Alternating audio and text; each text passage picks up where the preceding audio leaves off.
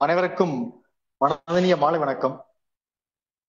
வாருங்கள் படைப்போம் குழுவின் 215வது நிகழ்வுக்கு உங்கள் அனைவரையும் அன்புடன் வரவேற்கிறோம். இந்த 215வது நிகழ்வில் இன்றைய சிறப்பு விருந்தினராக படைப்பாளி அகரன் அவர்கள் கலந்து கொண்டிருக்கிறார்.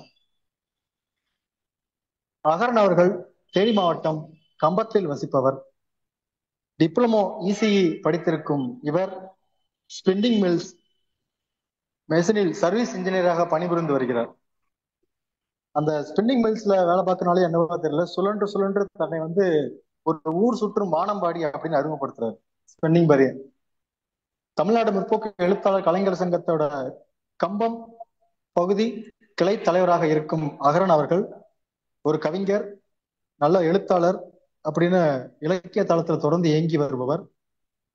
அரசியல், சினிமா, சமூக பிரச்சனைகள், காதல் இவை எல்லாத்தையுமே குறித்து சிரிப்பும் சிந்திப்பும் கூடிய வகையில சோசியல் மீடியால தொடர்ந்து எழுதி வரக்கூடிய அகரன் அவர்கள் தன்னுடைய முதல் சிறுகதை தொகுப்பாக பொன்னி அப்படிங்கிற ஒரு சிறுகதை தொகுப்பு எழுதி வெளியிட்டு இருக்காரு. இந்த ஆண்டு ஜனவரி மாதம் நாத்திகனின் பிரார்த்தனைகள் அப்படிங்கிற தன்னுடைய முதல் கவிதை தொகுப்பை அகரன் அவர்கள் வெளியிட்டு இருக்காரு.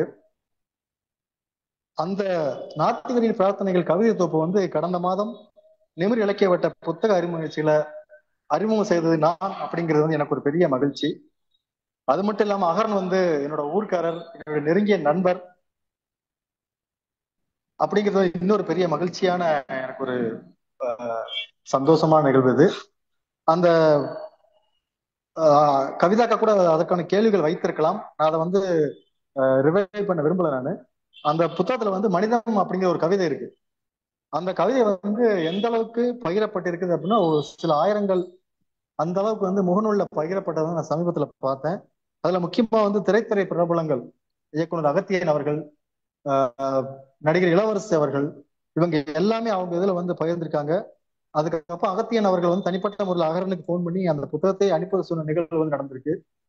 இப்படி ஒரு அருமையான ஒரு படைப்பாளி அகரன் அவர்கள் அடுத்த ஒரு முயற்சியாக அடுத்த இரண்டு கவிதை தொகுப்பு வெளியிட இருக்கிறார். அதோடு ஒரு சிறுகதை தொகுப்பும் வெளியிடக்கூடிய அந்த 3 நூல்கள் விரைவில் வெளியிட போகிறது. இவ்வளவு சிறப்பு வாய்ந்த ஒரு படைப்பாளியை வாருங்கள் படைப்போம் குழுவின் சார்பில் அன்போடு வரவேற்கிறது. இவர் இவரோட கலந்துரையாட போட அவங்க அன்பிற்கினிய சகோதரி மகிழ்விழி கவிதா மோகன் அவர்கள். எப்பயுமே பேசும்போதெல்லாம் அந்த கொங்கு தமிழ்ல என்ன கண்ணு அப்படிங்கிற அந்த அழகை அவ்வளவு அருமையா இருக்கு, எனக்கு ரொம்ப பிடிக்கும். பொதுவா இவங்க ஒரு பள்ளியில முதல்வரா பணியாற்றுறாங்க. அதோட இவங்களோட சிறப்பை நான் என்ன பாக்குறேன் அப்படின்னா, பொதுவா ஒருத்தருக்கு ஃபாலோவர்ஸோ ஃபேன்ஸோ எப்படி இருப்பாங்கன்னா அவங்களோட ஸ்டேட்டஸ் வச்சிருப்பாங்க. அவங்க என்ன ஸ்டேட்டஸ் இருக்காங்க அப்படிங்கறத வச்சிருப்பாங்க. ஆனால் இவங்க டெய்லி அந்த மொபைல்ல வைக்கக்கூடிய ஸ்டேட்டஸுக்கே பெரிய ஃபேன்ஸும் ஃபாலோவர்ஸ் இருக்கிறத நான் பார்த்திருக்கேன். அவ்வளவு அருமையான ஸ்டேட்டஸ் தொடர்ந்து வைக்கிறாங்க. அந்த ஸ்டேட்டஸ் எல்லாம் பார்க்கும்போது நமக்குள்ள பெரிய ஒரு உந்து சக்தி ஏற்படுற மாதிரி இருக்கும். அந்த ஸ்டேட்டஸ் வாய்ப்பு இருக்கவும் கண்டிப்பா பாருங்க. இப்படியான 2 ஆளுமைகள் இன்று கலந்துரையாட போவதில் பெரிய மகிழ்ச்சி. மகிழ்ச்சியாக்கா நீங்க அவங்க கலந்துரையாடல் தொடங்கலாம். அனைவருக்கும் நன்றி. தம்பி பரந்தாமன் வினோத் பரந்தாமன் அவங்களுக்கு பெரிய பெரிய நன்றி. என்னோட ஸ்டேட்டஸ்க்கு இவ்வளவு பெரிய ஃபேன் இருக்காங்கன்னு நீங்க கண்டுபிடிச்சிருக்கீங்க. வாருங்கள் படிப்போம் மொழி சார் அவர்களுக்கும், வாருங்கள் படிப்போம் குழு உறுப்பினர்களுக்கும், தற்போது இந்த நேர்காணலில் பங்கு பெறும் அனைத்து உறுப்பினர்களுக்கும் என்னோட மாலை வணக்கத்தை தெரிவித்துக் கொள்கிறேன். அகரன் அவர்களோட இன்ட்ரோடக்ஷன் தம்பி கொடுத்துட்டாரு. சோ நேரடியா நம்ம கேள்விக்கு போலான்னு நினைக்கிறேன். ரைட்டர் அகரன் அவர்கள் ரெடியா இருக்கீங்களா? தயாரா இருக்கேன். ஆரம்பிக்கலாம். ஓகேங்க. கேள்விகள்லாம் கொஞ்சம் நார்மலா இருக்கிற கேள்விகள்லாம் இருக்காது. நேற்று உங்களுக்கு கேள்விகள் அனுப்பியிருக்கேன். எப்ப எழுத தொடங்குனீங்க, யார் உங்களுக்கு இன்ஸ்பிரேஷன், அந்த மாதிரி நேரடியான கேள்விகள் இருக்கிறதுக்கு வாய்ப்பு இல்லை. முதல் கேள்வியே பாத்தீங்கன்னா, உங்களோட கவிதை தொகுப்பான நாத்திகனின் பிரார்த்தனைகள். நாத்திகன்னாலே நம்ம பிரார்த்தனைக்கு அப்பாற்பட்டவங்கன்னு தெரியும். இந்த எதிரும் புதிருமான தலைப்புக்கான விளக்கம் உங்களால சொல்ல முடியுங்களா?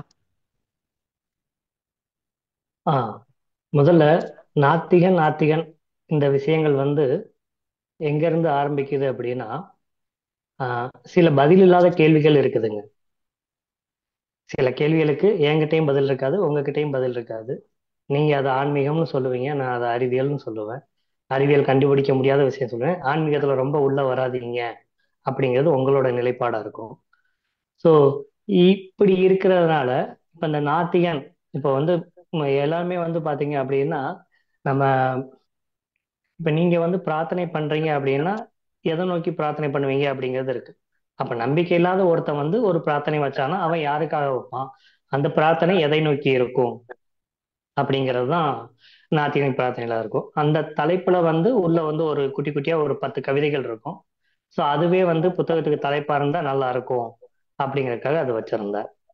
ஓகே, நன்றிங்க. அடுத்த கேள்வி.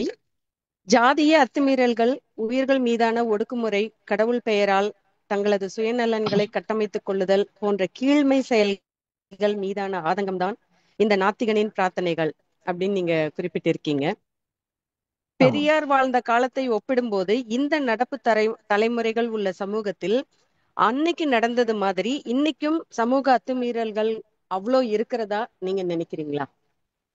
உம் இந்த கேள்வி எந்த அளவுக்கு ஒரு யதார்த்தமான கேள்விங்கிறது எனக்கு புரியல. ஏன்னா இப்ப கொஞ்ச நேரத்துக்கு முன்னாடி கூட அந்த நியூஸ் பார்த்தேன். 2 நாளைக்கு முன்னாடி வந்து பாத்தீங்க அப்படின்னா கவின் அப்படிங்கிற ஒரு பையனை வந்து பாத்தீங்கன்னா ஒரு ஆணவ படுகொலை பண்ணியிருக்காங்க. ஓகே. அந்த பையன் வந்து பாத்தீங்கன்னா அந்த பையனோட பேக்ரவுண்ட் பாருங்க. ஒரு 1,50,000 ரூபாய் சம்பளம் வாங்குறாராம். 10th வந்து 490 மார்க் வாங்கியிருக்காரு 500க்கு. ஓகே. இப்பயும் வந்து டிசிஎஸ்ல வேலை பார்க்குறாரு. ஓரளவுக்கு வந்து நல்ல ஒரு பேக்ரவுண்ட்ல இருந்து தான் வந்து வந்திருக்காரு. ஆனாலும் அவர் வந்து கொலை செய்யப்பட்டிருக்கார். அப்படின்னா இப்ப இங்க வந்து பொருளாதாரம் மேல வந்தாலும் நான் படிச்சாலும் ஆனா என் ஜாதி என் பின்னாடி ஒட்டிக்கிட்டே வரும், என்ன நீங்க கீழ்மையா தான் பார்ப்பீங்க அப்படின்னா இது வந்து ஒரு 1000 வருஷம் அழுக்குங்க. இது ஒரு 50 வருஷம் இதுல வந்து சரி ஆயிடாதுன்னு நினைக்கிறேன். பெரியாருங்கிற வந்து பாத்தீங்கன்னா இத தப்பு அப்படிங்கிறத கொஞ்சம் தெளிவா சுட்டி காட்டினார். ஸோ அந்த காலத்துல இருந்ததானா இப்பவும் இருக்கு. இது வந்து தப்புன்னு நமக்கு வந்து புரிய வச்சது. அது மட்டும்தான் பெரியார் பண்ண. மற்றபடி வந்து பெரியார் வந்து எல்லாத்தையும் சரி பண்ணிட்டாரு அப்படின்னா நானே ஒத்துக்க மாட்டேன். ஓகே, நன்றி. அடுத்த கேள்வி. உங்களோட புக்ல கவிஞர் பழனி பாரதி கொடுத்த தொகுப்புரைங்க. காத்திரமான கேள்விகள் சாமிக்கு முன்ன அல்ல, சமூகத்திற்கு முன் பற்றி எரிகின்றன. இந்த நெருப்பு ரௌதிரம் பழகிய நெருப்பு, எதை எரிக்க வேண்டும் எதை சமைக்க வேண்டும் என தெரிந்து தெளிந்து எரிகிற நெருப்பு அப்படின்னு தொகுப்புரையில சொல்லியிருக்காரு. இப்படிப்பட்ட காத்திரமான கேள்விகள் சமூக ஒடுக்குமுறை சிந்தனைகளுக்கு எதிராக குறும்படங்களாக, சினிமாவாக, அஹ் கதைகளாக, கவிதைகளாக வந்த வண்ணம் இருந்துகிட்டே தான் இருக்கு. அந்த சமயத்துல இது ஏனோ அனைத்தும் பெரும் வரவேற்பையும் பாராட்டுதல்களையும் பெறுகின்றன. இன்னைக்கு பாத்தீங்கன்னா அசுரன், கர்ணன் அந்த மாதிரி படங்கள்லாம் ரொம்ப ஹைலைட்டாவே ஃபேமஸ் ஆகுது. இருந்தாலும் அதற்கான தீர்வு எட்டப்படவில்லை. அதற்கான சாத்தியக்கூறுகள் இருக்கிறதா? இது குறித்து உங்களோட கருத்து. உம் முதல்ல வந்து பாத்தீங்க அப்படின்னா இது பேசு பொருள் ஆகணும் அப்படிங்கிறது தான். இது ஏன் திரும்ப திரும்ப வந்து ஒரு கலை படைப்பா வருது அப்படின்னா இங்க அரசியல் தான் எல்லாத்தையும் தீர்மானிக்குது. தெளிவா சொல்லுவாங்க அது வந்து கலை தான் அரசியல், அரசியல் தான் கலை அப்படிங்கிற மாதிரி. அந்த ஒரு கோட் இருக்கும். இப்போ வந்து நீங்க கலை வடிவத்துல நீங்க அதை சொல்லும்போது வந்து பாத்தீங்கன்னா எளிய மக்களுக்கு வந்து ஈஸியா வந்து அது வந்து ரீச் ஆகும். ஸோ அந்த மாதிரி இருக்கும்போது நம்ம திரும்ப திரும்ப ஏதோ ஒரு படைப்புல வந்து தப்புங்கிறத நம்ம வந்து சுட்டி காட்ட வேண்டிய ஒரு இடம் வந்து எல்லா படைப்பாளிகளுக்கும் இருக்கு அப்படிங்கறத நான் நம்புறேன். இப்ப இதை மட்டுமே ஃபோக்கஸ் பண்ணி நிறைய ஏன் வந்து இது தப்புன்னு சொல்றோம்? இன்னைக்கு தப்புன்றது நிறைய நடந்துகிட்டே தான் இருக்கு சமூகத்துல. எக்ஸாம்பிளுக்கு பாத்தீங்கன்னா இப்ப ரீசெண்டா நடந்த வரதட்சணை கொடுமைகள் எல்லாமே பெரிய தப்பு தான். சோ அதை தவிர்த்து ம். அதுக்கெல்லாம் கொஞ்சம் இம்பார்ட்டன்ஸ் கொடுத்து இந்த மாதிரி சமூக சீர்கேட்டுக்கு மட்டும், இந்த கொடுமைக்கு மட்டும் ஏன் இவ்வளவு இம்பார்ட்டன்ஸ் தரணும்னு கேக்குறேன். ஆஹ் அது எனக்கு இது எழுதணும்னு ரொம்ப தோணுதுங்க. இப்ப அதுக்காக வந்து மற்ற விஷயங்கள் வந்து தப்பு சரி அப்படிங்கிறது சொல்லணும். இப்ப நீங்க சொல்ற அந்த வன்கொடுமைகளோ இன்னும் நிறைய தவறுகள் வந்து போதை கலாச்சாரமோ இதெல்லாம் எதையும் வந்து சரின்னு சொல்ல முடியாது. நான் எழுத வேண்டிய விஷயமா வந்து நான் இதை தெரிவு செஞ்சுக்கிட்டேன். ஏன்னா இது வந்து நம்ம கண்ட்ரோல்ல இருக்குன்னு நினைக்கிறேன். இது வந்து பாத்தீங்கன்னா மனுஷங்க வந்து அவங்களால மாத்திக்கக்கூடிய விஷயங்கள் வெறும் நம்பிக்கை சார்ந்து, வெறும் தற்பெருமை சார்ந்து இந்த விஷயங்களை வந்து இறுக்கி பிடிச்சிட்டு இருக்காங்க அப்படிங்கிறதுக்காக தான். நன்றிங்க, நன்றி. அடுத்தது கவிஞர் பழனி பாரதி இன்னொன்னு சொல்லியிருக்காரு. அகரன் எழுப்பும் ஒவ்வொரு கேள்விக்குறியிலும் ஐயா பெரியாரின் கைத்தடி ஒளிந்து இருக்கிறது. ஜாதி சமயமற்ற சமவெளியில் ஆணும் பெண்ணும் சுதந்திரமாக சேர்ந்து ஏற்றும் கொடிமரமாகவும் அது உயர்ந்து நிற்கிறதுன்னு சொல்லியிருக்காரு. என்னோட ம். கேள்வி என்னன்னா, பெரியாரின் கைத்தடி ஒளிந்து இருக்கிறது அப்படி சொல்லும் போது, இது போன்ற சமூக ஒடுக்குமுறைகளுக்கு எதிரான குரல் கொடுக்கும் போதெல்லாம் அவை ஏன் பெரியாரின் சாயலையே பூசி வருகிறது?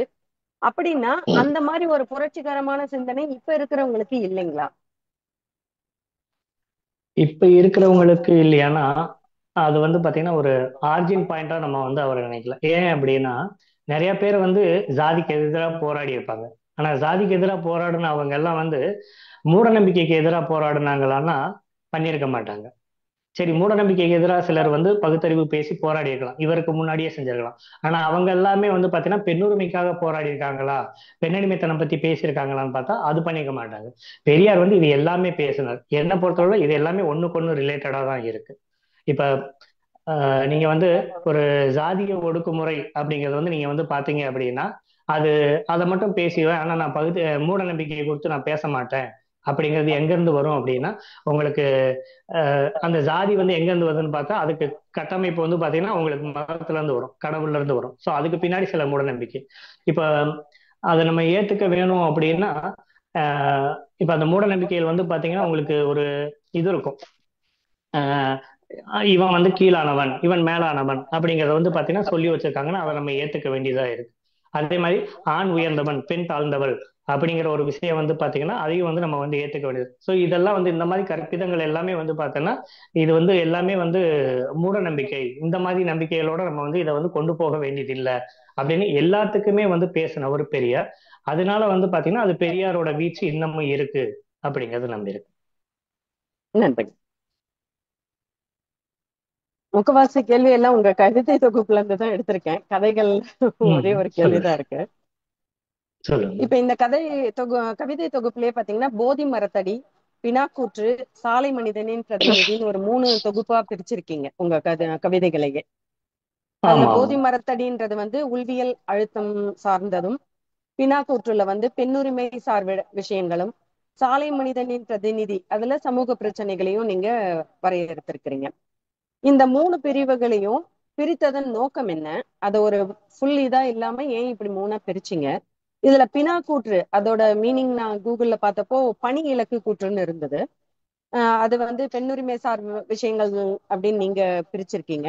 இந்த பிரிவை எதன் அடிப்படையில் பிரிச்சீங்க, இந்த பெயரிட்டு பிரிச்சீங்க? ம் முதல்ல வந்து ஏன் பிரிச்சேன் அப்படிங்கறத சொல்லிடுறேன். இது வந்து ஒரு நாட்டின் பிரார்த்தனைகள்னு போட்டுட்டு இதை ஒரே தொகுப்பா நம்ம கொடுக்கும்போது இது என்ன ஆகும் அப்படின்னா, சில உளவியல் சார் விஷயங்கள் நிறைய பேசியிருக்கும், நிறைய வந்து எழுதியிருக்கும். தாத்தா பத்தின கவிதையும் இருக்கும், ஒரு மரணத்துக்கு போராடினவங்களும் இருக்கும். ஒரு ரசனையா வந்து பாத்தீங்கன்னா ஒரு சிட்டுக்குருவி வந்து தண்ணியில முங்கிட்டு அது தலை சிலுப்புறது வந்து இது என் பொண்ணு வந்து வெள்ளிக்கிழமை தலை குளிச்சுட்டு தலை உலர்த்துற மாதிரி இருக்கு அப்படிங்கிறது இருக்கும். ஸோ இதுல எல்லாம் நாத்திகன் எங்க இருந்து வராது, இதுல எங்க பிரார்த்தனை இருக்கு அப்படிங்கிற ஒரு கேள்வி எனக்குள்ளவே வந்தது. சரி, அப்ப இது உள்ள வந்து ஒரு உட்பிரிவா பிரிச்சுக்கலாம். எப்படி நம்ம அந்த திருக்குறள்லயே வந்து பாத்தீங்கன்னா 3ஆ பிரிச்சிருக்காங்களா, அறத்து பால் பொருட்பால் காமத்து பால்னு சொல்லி அந்த மாதிரி வந்து இதை 3ஆ பிரிச்சிடலான்னு. ஸோ அதனால இது 3 பிரிவா இருந்தா வாசிக்கிறவங்களுக்கு வந்து ஒரு கிளாரிட்டி இருக்கும் அப்படிங்கறக்காக, வாசகர்களுக்காக பண்ணின விடயங்கள் தான் அது. அடுத்து அந்த பினா கூற்று வந்து பாத்தீங்கன்னா அதுக்கு அர்த்தம் வந்து பினா அப்படிங்கிறது வந்து ஒரு பெண் விலங்கு, புலி, பெண் புலி அப்படிங்கிறது அர்த்தம். ஒரு பெண் புலி வந்து தன்னோட ஸ்டேட்மெண்ட்டை சொல்றேன். ஸோ அதுக்குள்ள வந்து பாத்தீங்கன்னா ஒரு எல்லாம் பெண்ணியம் சார் கவிதைகளா இருந்தா நல்லா இருக்கும் அப்படிங்கறக்காக வந்து அது எழுதுனதுதான். நன்றி. உங்களோட கவிதை தொகுப்புல முதல் கவிதை வந்து காலத்தை வென்றவன்.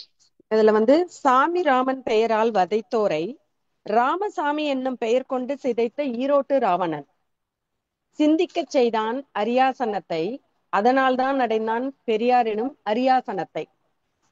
இந்த வரிகள்ல இருந்து எனக்கான கேள்வி என்னன்னாங்க, நான் சொல்லும் எந்த கூற்றானாலும் அதை அப்படியே நம்ப வேண்டாம்.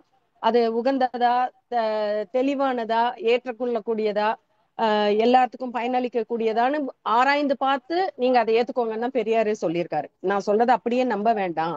அதுல உள்ள நல்லது கெட்டதையும் அரசை ஆராய்ஞ்சு பார்த்து நீங்க அதை ஏத்துக்கோங்கன்னு சொல்லியிருக்காரு. அப்படி இருக்கும்போது சாமி என்ற பெயரில் மக்கள் பின்பற்றிய சமூகத்திற்கு எதிரான எதிர்மறை சிந்தனைகளுக்கு எதிரான குருட்டு நம்பிக்கையை கடுமையாக எதிர்த்திருக்கிறார். சாமிக்கு எதிரான குருட்டு நம்பிக்கையை கடுமையாக எதிர்த்தார்.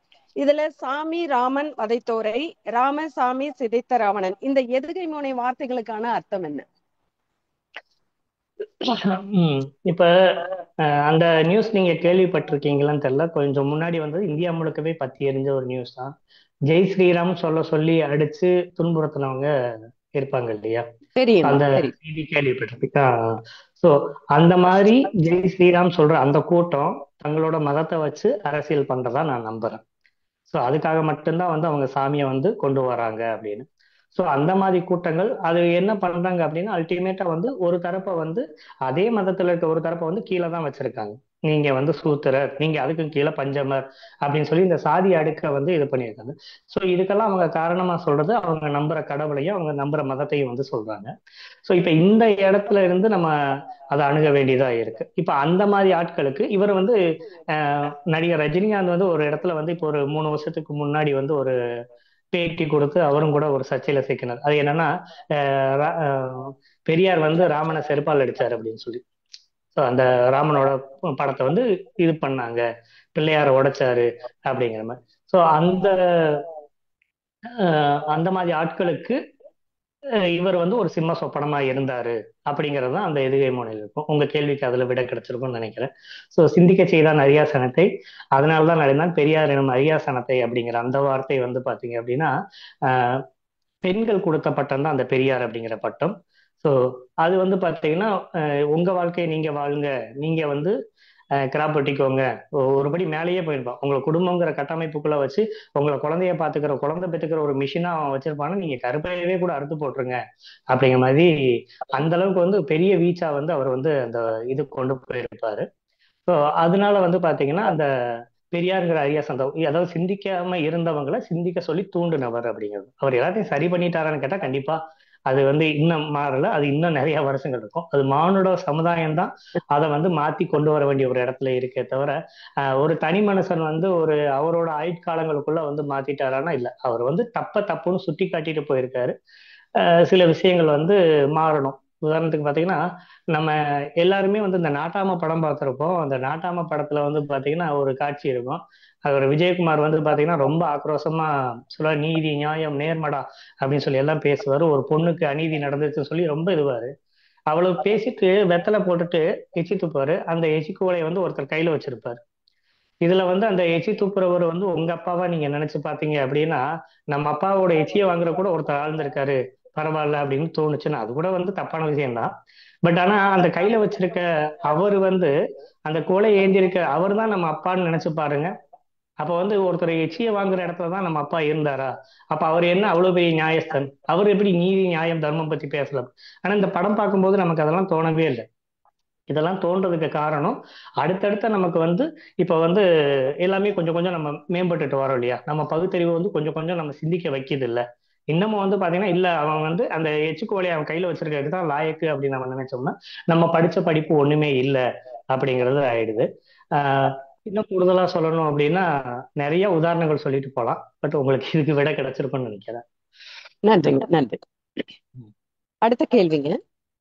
போதி மரத்தடின்ற தலைப்புல பிரிவுன்ற கவிதைங்க. இதுல வந்து அவ்வையச்சிக்குமான பந்தம் அப்படின்னு ஒரு வார்த்தை வருது. அவ்வையச்சிக்குமான என்ற வார்த்தை கவசம்ன்ற கவிதையில இருருள்ளி, அதாவது மிதிவண்டி அந்த வார்த்தை, வளர்ப்புன்ற கவிதையில அவ்வழமை. இந்த 3 வார்த்தைகளும் நான் வந்து இது வரைக்கும் கேள்விப்படாத வார்த்தை. இந்த வார்த்தைகளோட பொருள் என்னங்க?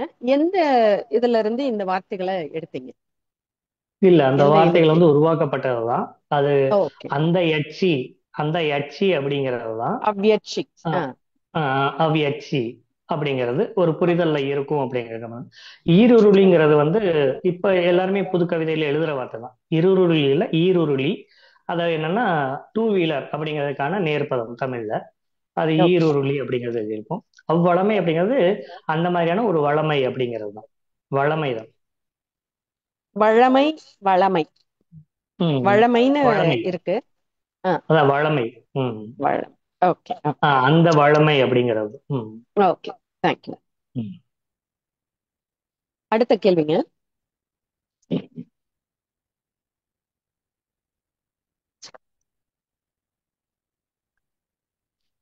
இப்ப வந்து காத்திரமான நிறைய கேள்விகள்ல இருக்கு அப்படின்னு கவிஞர் பழனி பாரதியும் சொல்லியிருக்கிறாரு.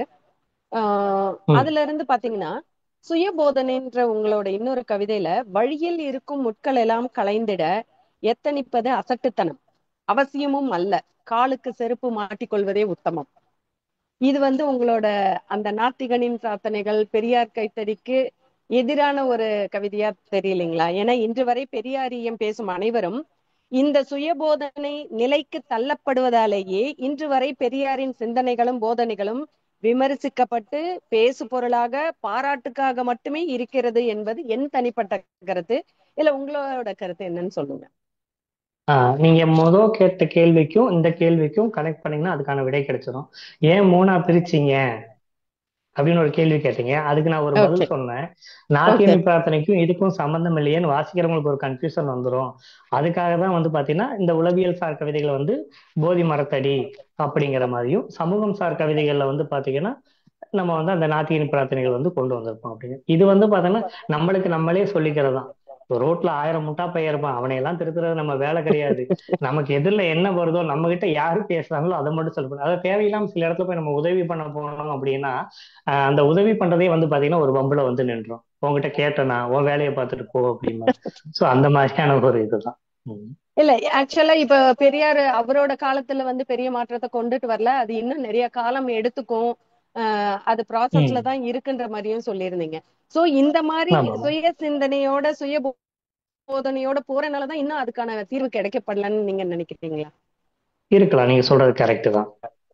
அது என்னன்னா நான் அது ரொம்ப தெளிவாகவும் சொல்லிடுறேன். அது ஒரு தனி மனிதனால நடக்கிற விஷயங்கள் கிடையாது. இப்ப அந்த சுயபோதனை பாத்தீங்க அப்படின்னா நான் எனக்கு சொல்லிக்கிற மாதிரி ஒவ்வொருத்தவங்களும் சொல்லிக்கிட்டாங்கன்னாலும் ஓகே தானே. அது அடுத்தவங்களை டிஸ்டர்ப் பண்ணாம இருக்குதுங்கிறது கரெக்ட் தானே. இப்ப அதுலயே கூட நாத்தியமை பிரார்த்தனை இன்னொரு கவிதை இருக்கும். அதுல பாத்தீங்க அப்படின்னா இந்த பிரபஞ்சத்துல எங்கேயோ விட்டுட்டு இங்கேயே ஏந்த எச்சில் தட்டுல இருக்கிறாங்க, தூணிலும் துரும்பிலும் இருந்திடும் கடவுளே, இப்பிரபஞ்சத்தில் எங்கேயோ விட்டுட்டு ஏன் என்னோட எச்சித்தட்டுல இருக்கு அப்படிங்கறது நான் கேட்டிருப்பேன். ஒன்னு அருவாளோட ஒரு கும்பல் தேடி வருது அப்படின்னு.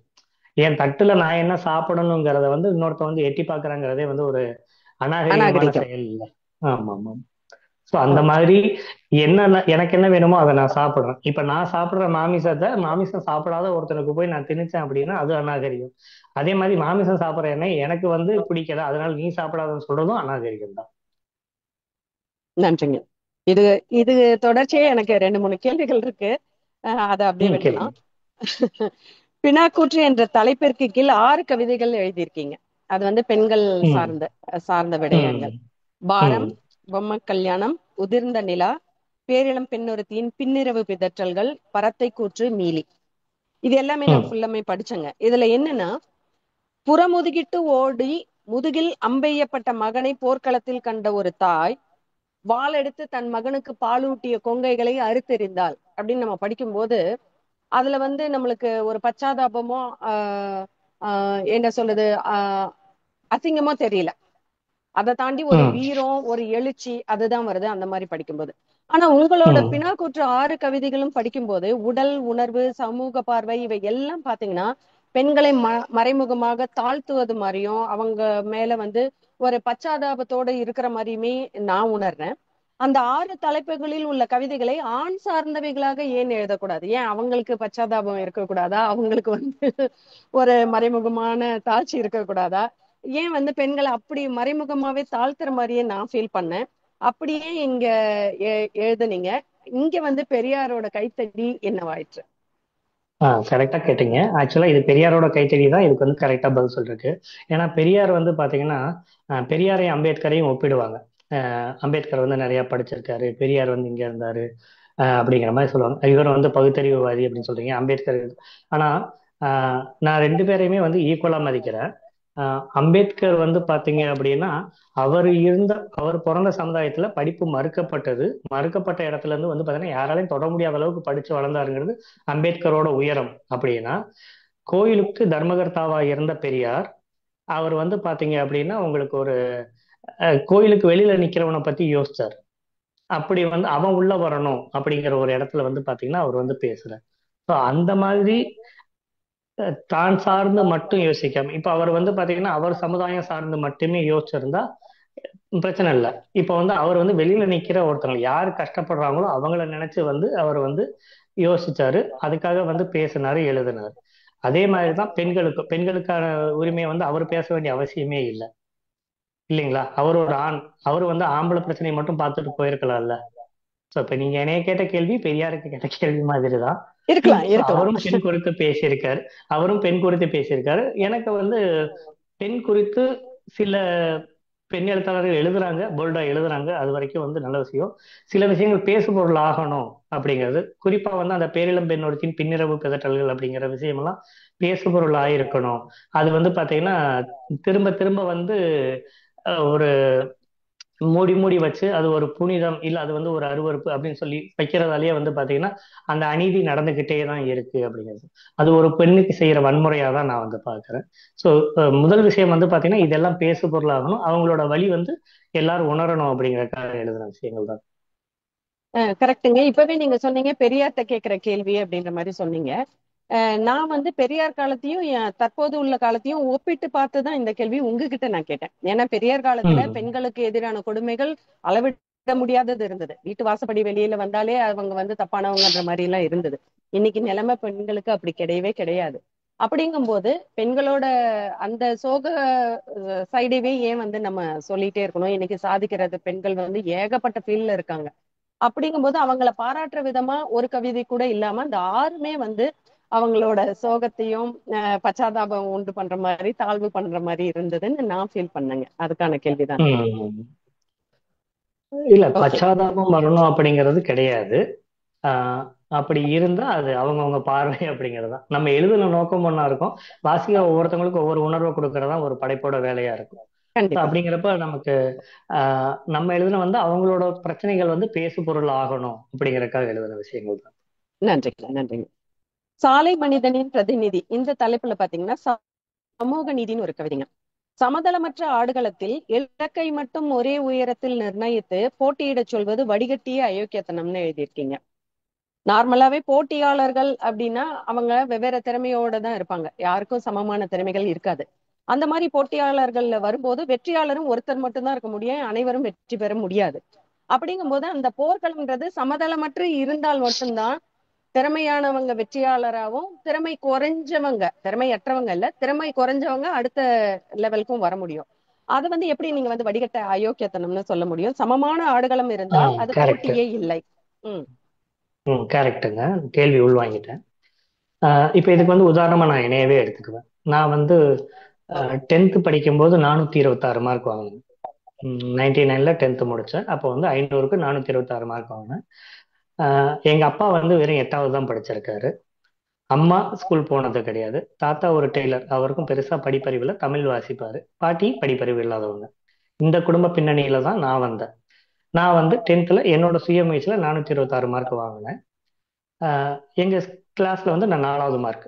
பட் ஃபர்ஸ்ட் மார்க் வந்து பாத்தீங்கன்னா 475 மார்க். அந்த 475 மார்க் வாங்கின அந்த பையன் எங்க ஸ்கூல்ல கெமிஸ்ட்ரி வாத்தியாரோட பையன். எங்க ஸ்கூல்ல இருக்க கெமிஸ்ட்ரி வாத்தியாரோட பையன். அவங்க அம்மா இன்னொரு ஸ்கூல்ல கவர்மெண்ட் டீச்சரா இருந்தாங்க. அவங்க தாத்தா ரிட்டையர்டு ஹெட் மாஸ்டர். அவங்க பாட்டி வந்து ஒரு நர்ஸா வந்து வேலை பார்த்துருக்காங்க. ஸோ இப்போ இந்த பேக்ரவுண்ட்ல இருக்கவங்களுக்கும் எனக்கும் அவர் 475 மார்க் வாங்குறாரு அப்படின்னா அது பெரிய விஷயம்னா, நான் 426 மார்க் வாங்கினேங்கிறதும் பெரிய விஷயம்தான். இப்ப நான் 475 வாங்கல அப்படின்னு அவர் கூட கம்பேர் பண்ணீங்க அப்படின்னா அந்த பின்புலமும் சேர்ந்து ஆராயணும் இல்லையா? அதுதான் வந்து பாத்தீங்கன்னா இப்ப அவரோட குடும்ப சூழலும் என் குடும்ப சூழலும் சமத்துவமா இல்லை. இப்ப இது வந்து ரெண்டு குடும்பத்துக்கே எப்படி இருக்குன்னா ரெண்டு சமுதாயத்துக்கு எப்படி இருக்கும், பல தலைமுறையா படிப்பே இல்லாம பட்டினி போட்டவங்களுக்கு எப்படி இருக்கும். அப்ப அவங்களுக்காக கொடுக்குற அந்த ரிசர்வேஷன் அப்படிங்கிறத வந்து நம்ம வந்து தப்பு, இது வந்து பாத்தீங்கன்னா மெரிட்ல தான் வரணும் அப்படின்னா, அப்ப மெரிட்ல வரணும்னா ஒருத்தவங்க வந்து பாத்தீங்கன்னா பரம்பரை பரம்பரையா வக்கீலாவே இருக்காங்க, பரம்பரை பரம்பரையா டாக்டர்ஸா இருக்காங்க, இன்னும் வந்து நிறைய பிசினஸ் தான் இருக்காங்க. இப்ப புதுசா ஒருத்தன் வரும்போது அவனை ஊக்கப்படுத்தி மேல கொண்டு வரணும் அப்படிங்கிறதுக்கு ஒரு முதல் தலைமுறை பட்டதாரி. ஸோ இந்த மாதிரி விஷயங்கள் எல்லாம் வந்து நிறைய கவர்மெண்ட்டும் பண்ணியிருக்காங்க. இப்ப அதுதான் நான் சொல்ற அந்த பதில் அப்படிங்கிறது அதுதான். ஸோ இது இருக்கணும் அப்படிங்கிறது தான். இது வந்து நீங்க வந்து இல்ல ஈக்குவலா தான் இருக்கணும், ரிசர்வேஷன் இருக்கக்கூடாதுன்னு சொன்னீங்கன்னா அதுக்கு என்னோட பதில் தான் அது. அது கொஞ்சம் காத்திரமான சொல்லாடல் தான். அது வடிகட்டி அயோக்கியத்தனம் தான் நான் சொல்லுவேன். தேங்க்யூங்க. அடுத்தது நிலமகன். அதுல வந்து பாத்தீங்கன்னா அருமையான வரிகள். காசு பணம் தான் முக்கியம்னா காணி நிலம் வித்தா போதும், கருப்பைய தின்னு எங்க உசுறு வளர்க்கும் வழக்கம் இல்ல, கல்லு கல்லா நட்டு வச்சு கட்டடத்தை வளர்ப்பீங்க, கட்டு கட்டா சேர்த்த காசையா கஞ்சிக்கு பதிலா தின்பீங்க. இதெல்லாம் வந்து ஒரு விவசாயியோட வலிய வந்து வார்த்தைகள்ல அப்படியே புழிஞ்சு எடுத்திருக்கீங்க. இது எனக்கு வந்து ரொம்ப ம். பிடிச்ச கவிதை. அதை சொல்லணுன்றதுக்காக இதை சொன்னேன். அதுல கேள்விகள் இல்லைங்க. நன்றி. அடுத்தது ம். என்ன மனம் கவர்ந்த இன்னொரு கவிதை பாத்தீங்கன்னா பிரார்த்தனைகள்னு ஒரு 5 வச்சிருக்கீங்க. நாத்திகனின் பிரார்த்தனைகள் ஒரு ம். 10 ம். வச்சிருக்கீங்க. அதுல 10 10 ஐந்தாவது இருக்கு. 10 இருக்கு.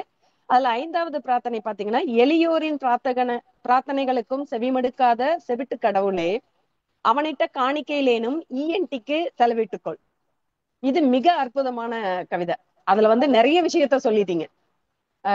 பெரியார் கைத்தடியில இங்க நிறைய யூஸ் பண்ணிருக்கீங்க. சாமி மேல உள்ள மூட நம்பிக்கை வந்து அந்த இஎன்டில செலவிட்டு கொள்ற வார்த்தையிலேயே சவுக்கடி மாதிரி கொடுத்துருக்கீங்க.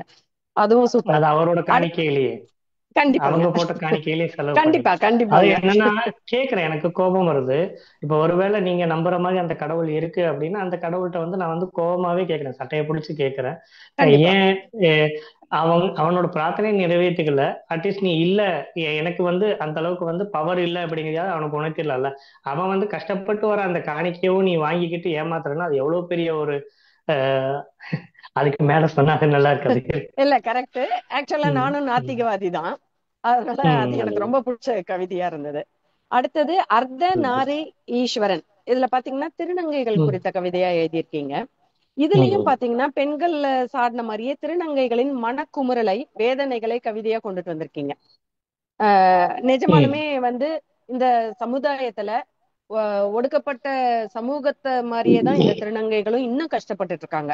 அதையும் தாண்டி பாத்தீங்கன்னா சாதித்து கொண்டிருக்கும் சாதிக்க துடிக்கும் திருநங்கைகளை பத்தி எழுதி அவங்களோட சமூகத்துக்கு ஒரு பூஸ்டா நீங்க இருந்திருக்கலாமேன்னு தோணுச்சு. அதுக்கு உங்களோட விளக்கம். ம். அது கரெக்ட் தான். நான் எழுதுன வந்து கொஞ்சம் ஆரம்ப காலம் அது. அதாவது என்னோட ஆரம்ப காலம் கிடையாது. அது திருநங்கைகளுக்கான ஒரு ஆரம்ப காலகட்டத்தில் அவங்க சந்திச்ச பிரச்சனை. இன்னைக்கு நீங்க சொல்ற மாதிரி நிறைய சாதிச்சிருக்காங்க. அப்படி சாதிக்கணுங்கிறது தான் என்னோட விருப்பமும். ஆனா இன்னமுமே வந்து ஏன்னா நம்ம கொஞ்சம் வெளியில சுத்திக்கிட்டே இருக்காது. நம்ம ஃபீல்டு ஒர்க்கா வந்து வெளியில பைக்ல, கார்ல, பஸ்லன்னு போய் வராது. ஸோ அவங்க வந்து காசுக்காக கையேந்துறது நம்ம வந்து பார்த்துக்கணும். இன்னைக்கு எந்த பஸ் ஸ்டாண்ட்லயும் வந்து பாத்தீங்கன்னா இல்லை. சார் மெஜாரிட்டி வந்து பாத்தீங்கன்னா அவங்களா தான் இருக்காங்க. இதுல வந்து அவங்க பாலியல் தொழிலையும் ஈடுபடுறாங்க. ஸோ இப்போ அவங்க வந்து ஒரு கட்டத்துல அவங்கள பார்த்து இப்ப நம்ம வந்து சில இடத்துல பயப்படுறோம். அவங்களும் நிறைய தப்பும் பண்றாங்க, ஒரு அராஜகமும் பண்றாங்க. ஆனா அது ஆரம்பிச்ச இடம் எங்கன்னு பாத்தீங்கன்னா அவங்களுக்கு வந்து நம்ம வைக்காத பேரே கிடையாது. அந்த பேரெல்லாம் இப்ப குறிப்பிட்டோம்னா நாகரிகமா கூட இருக்காது. ஸோ அந்த அளவுக்கு நம்ம பேர் வச்சு இது பண்ணோம். ஸோ எவ்வளவோ வந்து அவங்களுக்கு வந்து இது பண்ணிருக்கோம். சிலரோட பேட்டிகள் எல்லாம் பார்த்தோம் அப்படின்னா நமக்கே வந்து மனுஷங்க இவ்வளவு குரூரமானவங்களா அப்படிங்கிற அளவுக்கெல்லாம் வந்து தோணும். அந்த அளவுக்கு இருந்த அவங்களோட பிரச்சனைகள் வந்து பேசணும் அப்படிங்கறதுக்காக எழுதினது. கரெக்டுங்க. இந்த ம். பதில்லயே எனக்கு என்னன்னா, இன்னைக்கு திருநங்கைகள் மட்டும் வந்து தப்பான தொழில் செய்யறாங்க, ஆபத்தானவங்கன்னு சொல்ல முடியாதுங்களே. நார்மலா இருக்க பெண் பால் ஆண் பால்லயும் இதே மாதிரி பயங்கரமானவங்க இருக்காங்க, தப்பானவங்க இருக்காங்க. அப்ப இருக்குது. ஏன் அவங்க அப்ப ஏன் அவங்கள மட்டும் நம்ம இல்ல, பொறுப்பேற்றுக்கணும்? அவங்களுக்கும் தனியா எழுதியிருக்கேன், பறவை கூட்டுன்னு ஒண்ணு எழுதியிருப்பான் இல்லைங்களா? இருக்கு இருக்கு இருக்கு. ஆமா, அதான் ஆமா. அதுமே பெண்ணுக்கு ஆஹ் மட்டும்தான் எழுதியிருக்கீங்க, ஆணுக்கு எழுதல. அதுக்காக தான் நான் கேக்குறேன். ஆஹ் இல்ல அதாங்க. இப்ப என்னன்னா இங்க நம்ம என்னதான் வந்து அந்த பாலின சமத்துவம் வந்து நம்ம பேசினாலும் இன்னமுமே வந்து பாத்தீங்கன்னா சரிசமமா வந்து மதிக்கப்படலை அப்படிங்கிறது தான் என்னோட இது. இப்ப ஆண் செய்யற ஒண்ணும் இல்ல. இப்ப இந்த நேர்கொண்ட பார்வைங்கிற படத்துல கூட ஒரு அருமையான ஒரு வசனம் வச்சிருப்பாங்க. இப்ப இந்த நீங்க ட்ரிங்க்ஸ் பண்றேன் அப்படின்னா இப்ப இது வந்து ஒரு ஆண் நான் பண்ணுனேன் அப்படின்னா தட்ஸ் இன்ஜூரியஸ் ஃபார் ஹெல்த். அதுவே நீங்க பண்ணீங்கன்னா அது பாவம் அப்படின்னு. ஒரே விஷயம் நான் பண்ணும்போது வந்து வந்து ஒரு பேட் ஹேபிட்டாகவும் நீங்க பண்ணும்போது வந்து பாத்தீங்கன்னா அது ஒரு பாவமாகவும் உங்களுக்கு வேற மாதிரி ஒரு கலர் கொடுக்கறதும் இருக்கு இல்லைங்களா? செயல் ஒண்ணுதான், ஆனா பார்வை வேற வேறையா இருக்கு. இப்ப இதவே வந்து நீங்க அந்த தொழிலுக்கும் வந்து நீங்க வந்து பொருத்தி பார்க்கலாம். நன்றி நன்றி. ம். நிறைய பொதுவான சுற்றி இருக்கிறத பேசலேன்னு கொஞ்சம் ஆதங்கப்பட்டுக்கிட்டு இருக்கும்போது காஷ்மீர் கவிதை படிச்சேன். காஷ்மீர்ல உள்ள அந்த 8 வயது சிறுமி ஆசிஃபா பனோ ம் அவங்களோட ம் படுகொலை வந்து எழுதியிருந்தீங்க. ஆக்சுவலா அப்பவே நான் கண்ணீர் விட்ட ஆளு. இந்த கவிதையை படிச்சப்போ கண் கலங்கினதுதான். அதுக்கு ம் உங்களுக்கு பெரிய நன்றி. அடுத்தது பாத்தீங்கன்னா, இது பொதுவான கேள்வி. இது உங்க அகரன்ற எழுத்தாளருக்கு மட்டுமல்ல, எழுத்தாளர் சமூகத்துக்கே நான் வந்து ஒரு கேள்வியை கேட்கணும்னு நினைச்சது. இது யாரையும் வந்து ஹர்ட் பண்றதுக்காக இல்ல. கவிதைகள் எழுதுகிற எல்லா கவிஞர்களுக்குமான ஒரு பொதுவான என்னுடைய கேள்வி என்னவென்றால், சமுதாயத்தில் நம்மை சுற்றி நடக்கும் நிகழ்வுகளை மையமாக கொண்டு நேர்மறை கருத்துக்களுடன் அதற்கான தீர்வுகள் சொல்லும் விதமாக கவிதைகள் அமைவதில்லை. உதாரணம், காசாவில் நடக்கும் தற்போதைய போராட்டமாகட்டும், மணிப்பூர்ல நடக்கிற வன்கொடுமைகளாகட்டும், அதே போல இப்ப ரீசெண்டா தமிழ்நாட்டுல நடக்கிற வரதட்சணை கொடுமைகள். அது மட்டும் இல்லாம இன்னைக்கு செஸ் போட்டியில இன்னைக்கு ஒரு தமிழன் குகேஷ்ன்ற ஒரு சின்ன வயசு பையன் ஜெயிச்சது. இந்த மாதிரி நிறைய நல்ல விஷயங்களையும் அப் டு டேட்டா உள்ள பிரச்சனைகளையும் நம்ம இன்னும் பேசாம, பெரியாரின் கைத்தடியை துணையாக கொண்டு சமூக பிரச்சனைகள் மட்டுமே எழுதி கொண்டு இருக்கிறோம். அன்று பெரியார் காலத்தில் இருந்தது போல் சமூக நிலைமை இப்போது இல்லை அப்படின்றது என்னோட தனிப்பட்ட கருத்து. பாத்தீங்கன்னா இன்னைக்கு நல்லவன் கெட்டவன், நண்பன் துரோகி, காசு இருக்கிறவன் காசு இல்லாதவன், இப்படிதான் இந்த சமுதாயத்துல இப்போ நடக்கிற இது.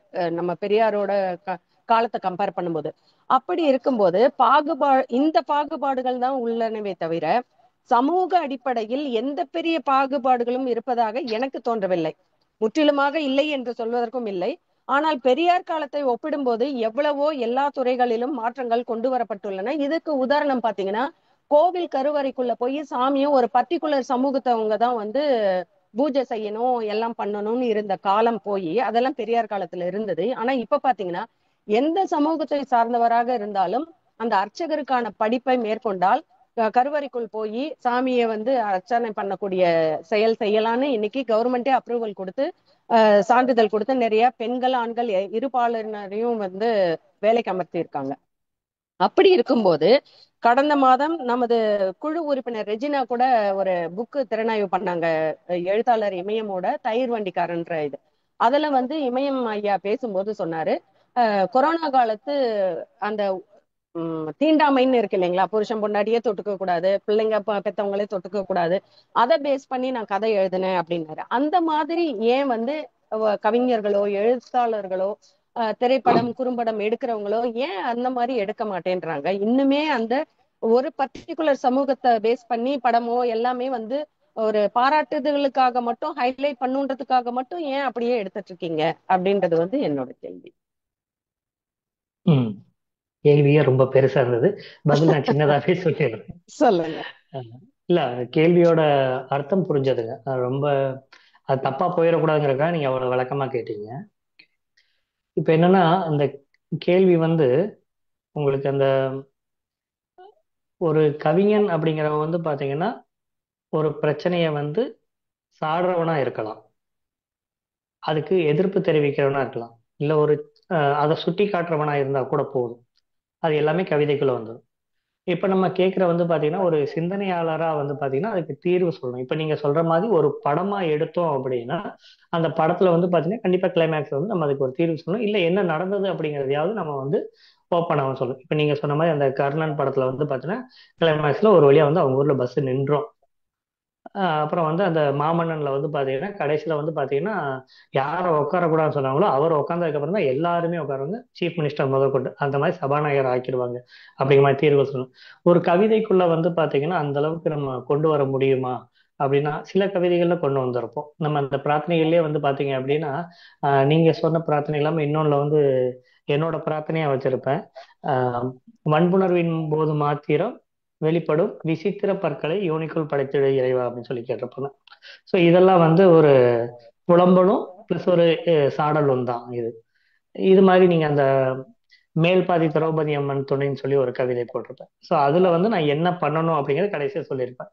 நீ வந்து அவன் வந்து உள்ள வரக்கூடாது அப்படிங்கிறப்ப வந்து பாத்தீங்கன்னா இன்னொரு குரூப் வந்து தடுக்குது, ஒரு ஜாதிக்காரன் உள்ள வரக்கூடாதுன்னு இன்னொரு ஜாதிக்காரன் தடுப்பான் அப்படின்னா அப்ப யாருமே உள்ள வராதன்னு பூட்டுறது கவர்மெண்டோட வேலை இல்ல.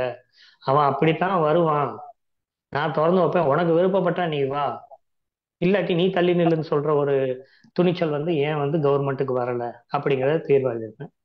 அது முடிஞ்ச வரைக்கும் எழுதுறோம், இன்னுமே கூட அதை அதிகப்படுத்தலாம். நன்றி நன்றி. நன்றி. கடைசி கேள்வி கதைகளை ம். குறித்தது. பொன்னி குட்டி ம். பிள்ளையார்னு 2 சிறுகதைகளோட தொகுப்பு பொன்னின்ற புக்ல இருக்கு. இது ரெண்டுமே ம். பாத்தீங்கன்னா பரிமளா, வளவன், அந்த மாதிரி பவிக்குட்டின்னு குட்டீஸுங்களை வச்சே வந்து கிராமத்து பின்னணியில எழுதியிருக்கீங்க. ஏன் 2 கதையுமே ம். வந்து குட்டீஸுங்களை பேஸ் பண்ணி கிராமத்து கதையாவே தேர்ந்தெடுத்தீங்க? இதற்கான கரு எங்க இருந்து உங்களுக்கு கிடைச்சது? முதல் கதையான அந்த குட்டி பிள்ளையார் வந்து ஆஹ் உம் அது நம்ம எல்லாருக்குமே வந்து அந்த ஒரு பால்யத்துல சில சம்பவங்கள் இருக்கும். ரொம்ப பிரியமான பெண் ஒருத்தி இருந்திருப்பாங்க.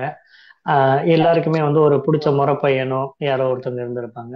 ஏதோ ஒரு கட்டத்துல வந்து ஒன்னா பழகி இருப்போம். அவங்க வயசுல நம்மளோட பெரியவங்களா இருப்பாங்க. அந்த நேரத்துக்கு வந்து அது வந்து ஒரு காதல் சொன்ன அது சொன்னோம்னா இந்த பப்பி லவ் அப்படிங்கிற மாதிரி வேணா சொல்லலாம். ரொம்ப பிடிக்கும், அவங்க கூட இருந்தா சந்தோஷமா இருப்போம் அப்படிங்கிறது மட்டும்தான் அதுல வந்து இருக்கும். ஸோ அந்த மாதிரி விஷயம்தான். அப்புறம் வந்து அது நம்ம சின்ன வயசுல அனுபவிச்ச விஷயங்களா தான் இருக்கும். ஒரு கட்டம் வரைக்கும் நம்ம வந்து ஒண்ணா சுத்திட்டு இருப்போம். திடீர்னு வந்து பாத்தீங்கன்னா நம்ம வந்து தள்ளி உட்கார சொல்லுவாங்க. கேட்டா அந்த பொண்ணு பெரிய பொண்ணு ஆயிடுச்சு அப்படின்னு சொல்லுவாங்க. ஸோ அந்த மாதிரி விஷயங்கள்ல இருந்து வந்ததுதான் அது. அது அந்த அனுபவம் எனக்கு மட்டும் இல்ல, எல்லாருக்குமே இருந்திருக்கும்னு நினைக்கிறேன். ஸோ அந்த ஒரு விஷயம் தான் குட்டி பிள்ளையாரா வந்தது.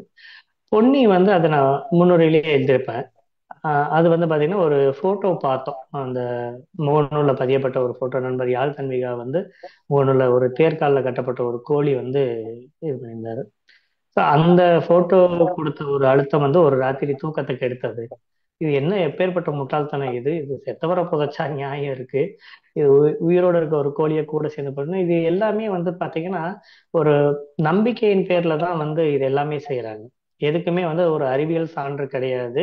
எதுவும் வந்து நிரூபிக்கப்பட்ட விஷயங்கள் கிடையாது. ஒருவேளை வந்து வேற யாராவது இறந்துருவாங்க அப்படிங்கிற ஒரு பயத்துல உயிரோட இருக்க ஒரு கோழியை வந்து பலி கொடுக்கறது. உணவுக்காக நம்ம பண்றோம் அப்படிங்கிறது வந்து அது வேற. அது வந்து பாத்தீங்கன்னா உணவு சங்கிலியில வந்து அது இடம் இருக்கு அப்படின்றதுலாம் ஒரு மூட நம்பிக்கை காரணமா வந்து பாத்தீங்கன்னா இது பண்ணிட வேண்டாம் அப்படிங்கறதுக்காக பண்ணதுதான். ஸோ அதுக்காக வந்து அந்த அந்த கோழி, அதுக்கு பின்னாடி ஒரு குழந்தை அப்படி இருக்குது அப்படிங்கிறது வந்து கொஞ்சம் நல்லா இருக்கும்னு தோணுது. இன்னொன்று, சில கேள்விகள் வந்து நம்ம ஒரு பெரிய பாத்திரங்கள் கேட்கறத விட குழந்தைகள் கேட்டா நல்லா இருக்கும் அப்படிங்கறதுக்காக தான் சொன்னது. அது என்னன்னா முதல் கதையான அந்த குட்டி பிள்ளையால வந்து வளவன் கேட்பான். வளவன் வந்து ஒரு இது சொல்லுவான். நான் அவருக்கு வயிற்று வலி சரியாகணும் தானே சொன்னேன், நீ எதுக்கு வயசுக்கு வர வச்ச பரிமளாவ அப்படின்னு சொல்லி கேட்பான். அவங்க அம்மாட்ட ரொம்ப கேட்பான், அது ஏன் வயசுக்கு வந்துச்சு அப்படின்னு சொல்லி கேட்பான். அதே மாதிரி இதுலயே வந்து பாத்தீங்கன்னா தாத்தா தானே செத்தாரு, ஏன் வந்து பொண்ணிய போச்சுங்க அப்படின்னு ஒரு கேள்வியோட தான் முடியும். ஸோ இந்த ரெண்டும் குழந்தைய கேட்டா நல்லா இருக்கும் அப்படின்னு தோணுது. ரெண்டுமே வந்து அந்த குட்டி பிள்ளையார் தான் முதல்ல எழுதுனது. அந்த எழுதின அந்த இது கொஞ்சம் திருப்தியா இருந்ததால அதே ஃப்ளோவில் வந்து இருக்கட்டும் அப்படிங்கிறது. ரெண்டுமே கிராம கதையிலையும் ரெண்டுமே அந்த இதுலயுமே இருக்கு. ஒரு புத்தகத்துல ஒரே மாதிரி கதைகள் இருந்தால் நல்லா இருக்கும் அப்படிங்கிறதுக்காக.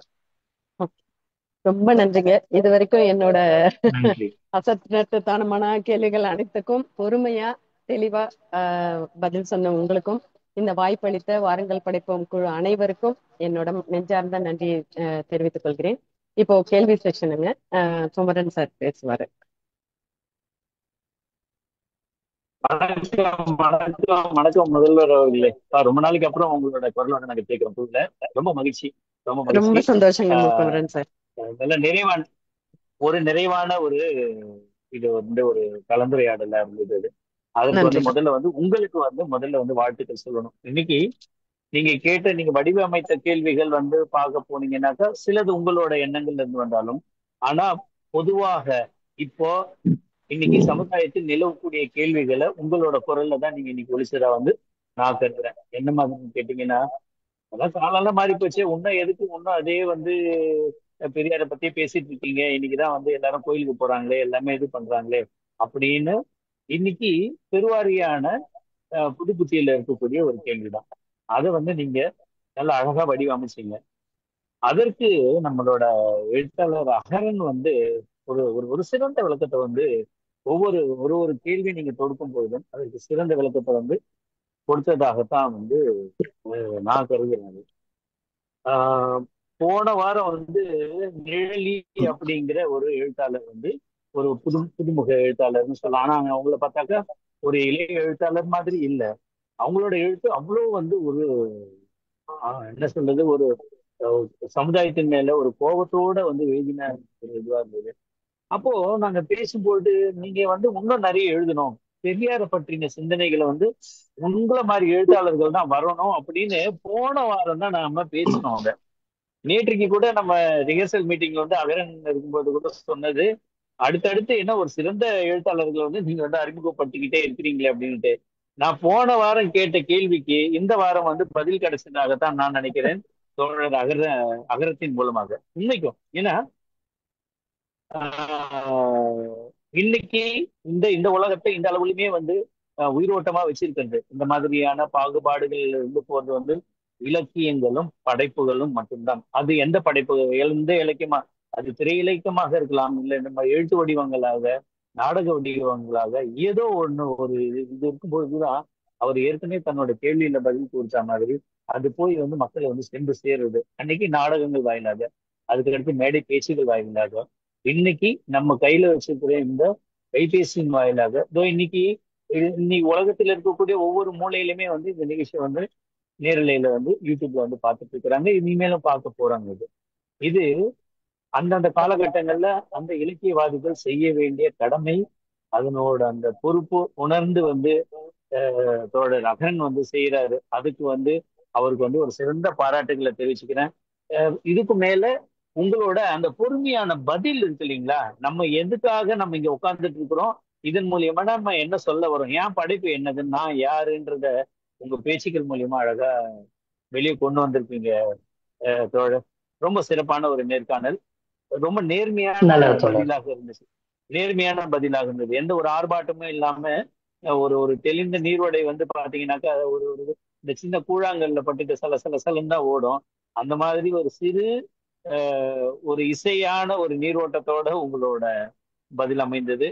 வாழ்த்துக்கள், தொடர்ந்து எழுதுங்க. இன்னைக்கு இன்னைக்கு காலத்தின் தேவை உங்களை போன்ற எழுத்தாளர்கள் தான். இப்ப நீங்க சொன்னீங்களே 1000 ஆண்டுகளாக இருந்த இந்த இந்த அழுக்க வந்து இந்த 50 ஆண்டுகள்லயும் 100 ஆண்டுகள்லயும் தொடச்சிட முடியாது. இன்னைக்கு கண்டிப்பா தோழர். சமூக நீதி இயக்கம் துவங்கி இந்த இந்த இந்த வருடம் வந்து 100 ஆண்டுகள் வந்து நோக்கி போயிட்டு இருக்குது. கொண்டாட்டம் வந்து கூடிய விரைவில் வந்து வரப்போகுதுன்னு வச்சுக்கோங்களேன், 100ஆம் ஆண்டு கொண்டாட்ட விழா. ஆமா. ஆனாலும் இன்னைக்கு நடந்த அந்த படுகொலை, ஆணவ படுகொலை, நாம எங்க இருக்கிறோம்? அவன் வந்து மற்றது இதுக்கு பாத்தீங்கன்னா அவன் ஏழ்மையானவன் அதனாலதான் கொன்னாங்கன்னு சொல்லலாம். இப்படி இல்லையே, பொருளாதார ரீதியாகவும் வந்து இவன் நல்லா தானே இருக்கிறான், படிப்பு ரீதியாகவும் பொருளாதார ரீதியாகவும். ஆனாலும் அந்த அடிவேறு வரைக்கும் போய் பரவி இருக்கக்கூடிய அந்த ஜாதிய கொடுமைகளை போக்க வேண்டியது இந்த மாதிரி அகன் போன்ற பெரும் எழுத்தாளர்கள் மூலமாக இந்த சமுதாயத்துக்கு வந்து கொண்டே இருக்கும், வந்து கொண்டே இருக்க வேண்டும் என்றதும் எங்களோட விருப்பம். அடுத்ததாக நம் குழுவை சார்ந்த ஸ்ரீதேவி அவர்கள் வந்து தன்னோட கேள்வியை வந்து கேட்க போறாங்க. வாங்க ஸ்ரீதேவி, நீங்க அன்வைட் வணக்கம். பண்ணலாம், பேசுங்க. வணக்கம் சார். என்னோட கேள்வி என்ன அப்படின்னா, நாத்திகனுக்கு ஒரு பிரார்த்தனை இருக்க முடியுமா? ஏன்னா நான் வந்து சாமி கும்பிடுறவங்க. நான் நினைச்சிட்டு இருந்தேன் நாத்திகன்னா அவங்க வந்து பிரார்த்தனையே பண்ண மாட்டாங்க அப்படின்ட்டு. அவங்க வந்து தன்னை நம்புறவங்க வந்து எதுக்கு பிரார்த்தனை பண்ணும்? இது எனக்கு ரொம்ப இந்த இந்த நாத்திகனின் இதுன்னு உங்க இது போட்டோன்னே எனக்கு இந்த கேள்வி வந்துருச்சு. அதுக்கு ஏதாவது விளக்கம் தர முடியும்? கண்டிப்பாங்க தோழர். வணக்கம். இப்ப நாத்திகன் பிரார்த்தனைகள் அப்படிங்கிறது இப்ப பிரார்த்தனை வைக்க மாட்டாரு அப்படிங்கிற மாதிரி ஒரு இடத்துல தான் நாத்திகர்கள் இருப்பாங்க. ஏன்னா அவங்களுக்கு தெரியும் அதனால எந்த பிரயோஜனமும் இருக்காது. ஒருவேளை அவங்க பிரார்த்தனை வச்சா அது வந்து என்னவா இருக்கும், அந்த பிரார்த்தனையில் யாருக்கானதா இருக்கும் அப்படிங்கிறது தான். இப்போ ஒண்ணும் இல்லை, இப்ப ரொம்ப நாள் கழிச்சு நான் ஊருக்கு வரேன். தூரத்துல என்னோட ஃப்ரெண்டு ஒருத்தர் வராரு, தலை மொட்டையடிச்சு வராரு அப்படின்னா எனக்கு ஒரு நிமிஷம் அவங்க அம்மா உடம்பு சரியில்லாம இருந்தாங்களே, எப்படி இருக்காங்க, எதுவும் பிரச்சனையா அப்படின்னு யோசிச்சிருப்பேன். அந்த நேரத்துல நம்ம யோசிச்சுட்டு இருப்போம், இல்ல இல்ல அவங்க வந்து ஏதோ கோயிலுக்கு திருப்பதிக்கோ பழனிக்கோ மொட்டை போட்டதா சொல்லணும் அப்படின்னு அவன் போய் பாக்குற அந்த ஒரு 10 செகண்டுக்குள்ள ஒரு சின்னதா ஒரு பிரார்த்தனை ஓடும். அந்த மாதிரி அது எல்லாமே முழுக்கவே மனிதம் சார்ந்த விஷயமா தான் இருக்கும், மூட நம்பிக்கை சார்ந்ததா இருக்காது. அது சமூகத்துக்கான பிரார்த்தனைகளா இருக்கும். அப்ப நாத்திகர்களும் பிரார்த்தனைகள் பண்ணுவாங்க அப்படின்னு எடுத்துக்கலாமா? இது எப்படி அப்படின்னா, அந்த பிரார்த்தனைகள்ல வந்து பாத்தீங்க அப்படின்னா தெளிவாவே சொல்லுவோம். நீ ஒண்ணுமே இல்லை, கடைசி ஆக்சுவலா இன்னொரு கவிதை கூட அது எழுதியிருந்தேன். கடைசி பிரார்த்தனை அது வந்து இல்லைன்னா அது ஏன்னா ஒரு மாதிரி கொஞ்சம் தக்கா இருக்கும் அப்படிங்கறதுக்காக அது வந்து சேர்க்கல. அது என்னன்னா ஒருவேளை நீ இருப்ப அப்படின்னா நான் நினைச்ச மாதிரி நீ இல்லாமலே போயிடு அப்படிங்கறது தான் சொல்லியிருப்பேன். நான் நாத்திகனா இருக்க மாதிரி இது என்னோட பிரார்த்தனை. நான் உன்னை இல்லைன்னு நான் நம்பிட்டு இருக்கேன், என் நம்பிக்கையை காப்பாத்துற மாதிரி நீ இல்லாமலே இருக்கணும் அப்படிங்கிறது தான். ஸோ அந்த மாதிரி சொல்லியிருப்போம். நன்றி நன்றி. இது நன்றிங்க கமலோட ஒரு நன்றிங்க டயலாக் வரும்ல, அந்த அவதாரம் அது மாதிரி சொல்ற மாதிரி இருக்கு. தசாவதாரம். ஆமா ஆமா ஆமா. கடவுள் இல்லைன்னு நன்றி நாயகர் அதாவது சொன்ன இருந்தா நல்லா இருக்கும் தான் தோணுது. நன்றி நன்றிங்க நன்றி. அதாவது ஆத்திகனின் பிரார்த்தனை வந்து இல்லாத ஒரு ஏதோ ஒரு உருவத்தை பண்ணிட்டு கேட்கறது. நாத்திகனின் பிரார்த்தனை வந்து இருக்கக்கூடிய மனிதர்களிடம் பெரியார் சொன்னார்ல, உன் புத்தியை கொண்டு சிந்தி அப்படின்னு சொன்னாரு. அது ஒரு பிரார்த்தனை மாதிரி தானே, வேண்டுதல் தானே. அது கண்டிப்பா. பண்ணு, இப்படி இரு, ம். அப்படி இரு. நாத்திகனின் பிரார்த்தனை மனிதனை நோக்கியதாகத்தான். அடுத்ததாக எங்களை வழி நடத்தி கொண்டிருக்கும் எங்கள் ஐயா குமரேசன், தீக்கதிர் குமரேசன் ஐயா அவர்களை அழைக்கிறோம். வாங்க ஐயா. வணக்கம். வணக்கம் ஐயா. வணக்கம் தோழர். வணக்கம் வணக்கம். ரொம்ப சிறப்பான ஒரு சந்திப்பாக இருந்தது. என்னன்னா, ஒரு இலக்கியத்தை தாண்டி சமூகத்தை பற்றி பேசுகின்ற, இன்னும் குறிப்பாக பெரியாரியம் பற்றிய ஒரு சிறு வகுப்பறையாகவே இது அமைந்ததுன்னு சொல்லலாம். அப்படியான ஒரு இதெல்லாம் ரொம்ப அரிதாகத்தான் அமையும். படைப்பினுடைய நேர்த்தி, அதனுடைய அழகியல், சில செய்திகள் அப்படின்னு அதான் வழக்கமா நடக்கும். அத அப்ப பெரியார் எந்த அளவுக்கு பெரிய ஆளா இருக்கிறாருங்கிறதுக்கு இதெல்லாம் ஒரு எடுத்துக்காட்டு. என்ன மகிழ்வெளி வந்து தன்னுடைய கேள்வியா வச்சாலும் உண்மையா அது மகிழ்வெளியுடைய கேள்வி அல்ல. அது குமரன் சரியா சொன்னார். இன்னும் புரிதல் இல்லாமல் இருக்கின்ற ஒரு மிகப்பெரிய சமூக கூட்டம் இருக்கிறது.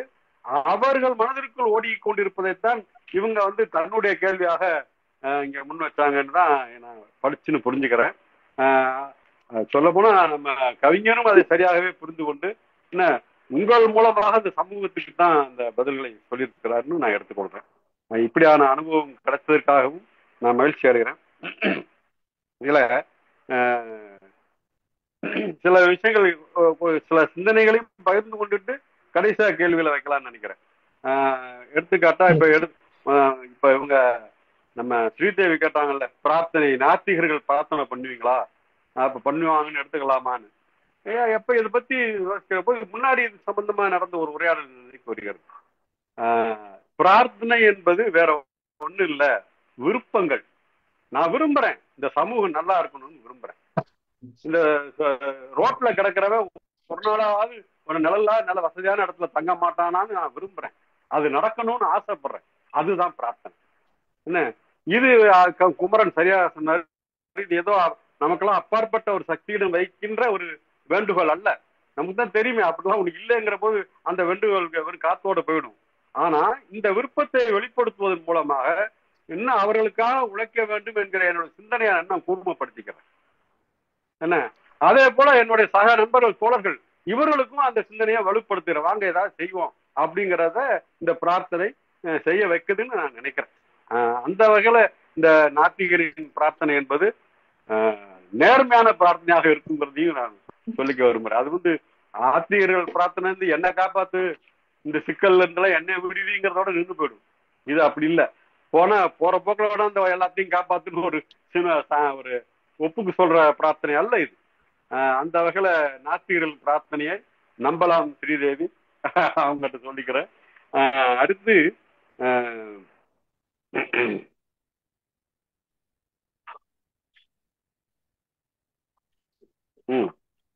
அகரன் வந்து ஒரு கவிஞராக மட்டும் இருந்திருந்தாருன்னா கூட சில இந்த சமூகம் வைக்கிற இந்த கேள்விகளுக்கு அவர் என்ன பதில் சொல்றாரு பாத்துருவோம் அப்படிங்கிற மாதிரி இருக்கலாம். ஆனா அவருக்கு அவர் இயல்பாகவே அவரு தனிப்பட்ட முறையில நான் உணர்ந்து அதை கவிதையாக்குகிறேங்கிற அந்த தனி வட்டத்துக்குள்ள இருக்கிற கவிதையாக தனக்குத்தானே ஒரு வட்டம் போட்டுக்கொண்ட கவிஞராக மட்டும் இல்லாமல் ஒரு இயக்கம் சார்ந்தவராக இருக்கிறார். முற்போக்கு எழுத்தாளர் கலைஞர் சங்கத்துல தலைமை பொறுப்புல இருக்கிறாருன்னா அதான பொருள். அது ஏன்னா அப்ப சக படைப்பாளிகளோடு இதெல்லாம் உரையாடுகிறார், அவர்களுக்கு இந்த சிந்தனைகளை கடத்துகிறார், அவர்களிடமிருந்து பெற்றுக்கொள்கிறார். மொத்தத்துல அந்த அமைப்பின் மூலமாக இந்த சமூகத்துக்கு ஏதோ செய்கிறாருங்கிற அந்த பொருள் வருது. அந்த இயக்கம் சார்ந்த சிந்தனை தான் இன்னும் செழுமைப்படுத்தி கொண்டிருப்பதாக நான் கருதுகிறேன். அதே போல நீங்க கேட்ட கேள்வியில கரண்ட் இஷ்யூஸ் அன்றாட எத்தனையோ செய்திகள் வந்து கொண்டிருக்கிறது. அதை பற்றிய படைப்புகள் வராமல் இன்னும் அந்த பெரியார் காலத்திய சிந்தனைகளையே பேசிக் கொண்டிருக்கிறோமேன்ற ஒரு கேள்வி வச்சீங்க. அதுல ஒரு நியாயம் இருக்குன்னு தான் நான் பாக்குறேன். அவரும் அதை அங்கீகரிச்சுட்டு தான் அந்த கேள்விக்குள்ள பதில் சொன்னார். இதுக்கு எனக்கு என்ன தோணுச்சுன்னா, இன்றைக்கும் உடனடி இப்ப நேற்று நடந்த செய்தியை இன்றைக்கு காலையில் முகநூலில் கவிதையாக போடுகிறவர்கள் இருக்கிறார்கள். என்ன இது செய்தியா கவிதையான்னு பார்த்தா அந்த கவிதையோட முடிக்கிற இடத்துல ஏதோ ஒரு இடத்துல அதோட கவித்துவம் வெளிப்பட்டுரும். தற்செயலா சொல்றேன், இன்றைக்கு காலையில் கவிஞர் நாவே அருள் அவர்களுடன் ஒரு உரையாடல் வேற ஒரு நிகழ்ச்சி சம்பந்தமாக பேசிக்கொண்டு இதை பற்றிய விவாதமும் வந்தது. உடனடி பிரச்சனைகளை உங்களை மாதிரி ஒரு சிலர் தான் கவிதை ஆக்கிக்கிட்டு இருக்கிறாங்க அப்படின்னு அவர்கிட்ட பகிர்ந்து கொண்டிருந்தேன். அவரும் அதுக்கான எதிர்ப்பு சொன்னார். ஆக அந்த மாதிரி செயல்படுகிறவங்க இருந்து கொண்டே இருக்கிறார்கள். அது உலக செய்தியா இருக்கலாம், நாடு தழுவிய செய்தியா இருக்கலாம், ஒரு உள்ளூர்ல நடந்த ஒரு செய்தியா இருக்கலாம். செய்தியை எப்படி கவிதையாக மாற்றுவது அதுல தான் இருக்கு. என்ன வெறுமனே பரிதாபத்தை சொல்றது இல்லை, அதுல எங்க கவித்துவம் வெளிப்படுதுங்கிற போது அவங்க வேறுபட்டு நிக்கிறாங்கல்ல படைப்பாளிகள், அதை பார்க்க முடிகிறது. அப்புறம் இந்த பெண்ணுடைய அவலங்கள் சொல்றது ஒரு பக்கம் இருக்க, இன்னும் இன்றைய தேவைப்படி சொல்றேன், பெண்ணுடைய திமிரை பாடுகிற படைப்புகள் வரணுங்கிறேன். என்ன என்னடா நீ பண்ணிடுவா நீ அப்படிங்கிற அந்த திமிர் இருக்குல்ல, என்ன பல இடங்கள்ல பாக்குறேன். அந்த திமிர் எனக்கு வந்து அவங்க மேல பெரிய மரியாதையை ஏற்படுத்துது. என்ன இளம் பெண்கள் அவங்களோட நடமாட்டமும் சரி, அவங்களோட அந்த அலட்சியமான பார்வையும் சரி, கையாளுகிற அந்த அணுகுமுறைகளும் சரி, அந்த மரியாதையை அதிகரிச்சுக்கிட்டே போகுது. அப்படியாப்பட்ட திமிர்களை மேல் நான் பாட வேண்டும் அப்படிங்கிறத என்னுடைய விருப்பம், என்னுடைய பிரார்த்தனை கூட வச்சுக்கிறேன். என்ன கவிஞர் போன்ற நம்ம அகரன் போன்ற படைப்பாளிகள் அவங்க தானே படைப்பாளி பிரம்மாக்களாச்சே, அவங்ககிட்ட இந்த மாதிரியான பிரார்த்தனையை வைக்கலாம், அப்படி வைக்கிறேன். அடுத்து இன்னொரு பக்கம் பாக்குறேன், பெண்ணை வந்து இந்த காலத்துல நேரடியாக அவங்க எல்லா இடத்துக்கும் வந்துட்டாங்களே அப்படிங்கிற இது தெரியுது, எல்லா இடத்துலையும் பார்க்க முடியுது. அவங்களுக்கு சிறப்பு பேருந்துகள் விடப்படுகின்றன. பேருந்துகளில் அவருக்கு இன்று கட்டணமில்லா பயணங்கள் உறுதிப்படுத்தப்படும். ஏன்னா அவர் நடமாட்டம் இருந்து கொண்டே இருக்க வேண்டும் என்பதற்காக, வீட்டோட முடங்க கூடாதுங்கிற உயரிய நோக்கம் அதுல இருக்கிறது. என்ன அப்படி எல்லா இடங்களும் வந்துட்டாங்க, எல்லா துறைகளுக்கும் வந்துட்டாங்க. அப்படி இருக்கிற போது திரும்ப திரும்ப பெண் அடிமைப்படுத்தப்பட்டதை பற்றி பேசுவது பொருத்தமா இருக்குமா அப்படிங்கிற கேள்வி வருகிறது அல்லவா? அப்ப எனக்கு என்ன தோணுதுன்னா, எங்க பெண்ணுக்கான அந்த இடத்தை மறுக்கிற இடம் எந்த பளிச்சு என்று தெரியும் என்றால், எத்தனை முன்னேறிய குடும்பங்களாகத்தான் இருக்கும், பொருளாதாரத்துல, படிப்புல, பதவி நிலைகள்ல. ஆனா எத்தனை குடும்பம், அப்படிப்பட்ட குடும்பங்களிலே எத்தனை குடும்பங்களில் பெண்ணின் இணை தேர்வு சுதந்திரத்தை அனுமதிக்கிறார்கள். என்ன கடைசி அங்க வந்து நின்றுறாங்க, இல்ல அதை நாங்க பாக்குறோம், நான் உனக்கு சரியான ஆள் பார்த்து நான் பண்றேன், உனக்கு தெரியாது அவன்லாம் எப்படிப்பட்டவனோ என்னமோ தெரியாது, நாங்க பொருத்தமான ஆளா பார்த்துட்டு வழக்கம் போல அப்புறம் சாதத்தை தூக்கிட்டு அலைவாங்க, அதெல்லாம் இருக்கு. என்ன ஆக அந்த இடத்துல இருந்தே பெண்ணை வந்து அவ்வளவுதான், உனக்கு கொடுக்கப்பட்டிருக்கிற இடம் அவ்வளவுதான். இந்த கந்தர்வன் சொல்லிப்பாரு, இப்ப கண்ணுக்கு தெரியாத ஒரு கயிறு பெண்ணின் இடுப்பை கட்டி இருக்கிறது, அது எந்த அளவுக்கு வெளியே விட முடியுமோ விட்டுட்டு திரும்ப உள்ள இழுத்துக்கும். அது போல பெண்ணின் இடுப்புல அந்த கயிறு இருப்பதை நாம் அனுபவபூர்வமாக உணர முடிகிறது. அப்புறம் அதே மாதிரி இந்த நீங்க சொன்னீங்க கோயிலுக்குள்ள அவங்க எல்லாம் வந்துட்டாங்க, கருவறைக்குள்ளே நுழைஞ்சிட்டாங்க அப்படிங்கிற மாற்றம் ஏற்பட்டு இருக்கு. பெரியார் என்ன பாடுபட்டாருங்கிறதெல்லாம் நமக்கு தெரியும், அந்த ஒரு நீண்ட வரலாறு இருக்கிறது. அதே நேரத்துல இன்னொரு பக்கம் பாருங்க, இவங்கெல்லாம் வந்துட்டதுனாலதான், அதாவது கவர்மெண்ட் அரசு பணிகள்ல சொல்றேன், அரசு பணிகளில், ஆசிரியர் பணிகளில், அரசு துறை சார்ந்த பணிகளில், கல்வியில் என்ன இடஒதுக்கீடுகின்ற அந்த சமூக நீதி கோட்பாடு செயல்பட தொடங்கிய பிறகு என்ன மாற்றம், முக்கியமான மாற்றம் என்ன நடந்தது, அதை நானும் பல கட்டுரைகளா எழுதியிருக்கிறேன், பேசியிருக்கிறேன். அரசு அலுவலகங்களில் கருத்த முகங்கள் பார்க்க முடிகிறது. அவ்வளவு சாதாரண இல்லை, அது ஒரு காலத்துல எப்படி இருந்துங்கிற நிலைமை தான் நமக்கு தெரியும். அப்ப அந்த கருத்த முகங்களை பார்க்க முடிகிறது மிகப்பெரிய மாற்றம். ஆனா இதுவே அவர்கள் எப்படி பேசுகிறார்கள் என்றால், அவர்கள்ங்கிறது மேற்கோள் குறிகளுக்குள், இதுல நான் வந்து குறிப்பிட்ட ஒரு சமூகத்தை மட்டும் சொல்லல, இந்த எண்ணத்தில் ஊறி போயிருக்கிற அத்தனை பேர், என்ன பல பேர் அவனோட தான் பெரிய ஆளுன்னு சொல்லிக்க இருக்கிற உள்ளூர் சாதிக்காரன்லாம் இருக்கிறானே, என்ன எல்லாரையும் சேர்த்து நான் சொல்றேன். அவங்க என்ன சொல்றாங்கன்னா, இந்த இடஒதுக்கீடு வந்து இவங்கெல்லாம் வந்ததுனாலதான் அரசு துறையில் ஊழல் பெருகி போச்சுன்னு கூச்சமே இல்லாம பேசுறான், மனசாட்சியே இல்லாம பேசுறான். என்ன ஊழல் அவங்களாலதான் வந்துடுச்சு அப்படின்றாங்க. அவனுக்கு நிர்வாக திறமை பத்தாதுங்க அப்படின்றாங்க. அப்ப இதெல்லாம் அப்ப எவ்வளவு எங்க நுட்பமா அந்த அந்த பரப்புரை நடந்துகிட்டே இருக்கு. கல்யாண வீட்டுல பேசுறாங்க, நம்ம பேச மாட்டேங்கிறோம். நம்ம போனா நலம் விசாரிச்சுட்டு வந்துடுறோம். ஆனா அவங்க கல்யாண வீட்டுல பேசுறாங்க, இளவு வீட்டுல பேசுறாங்க.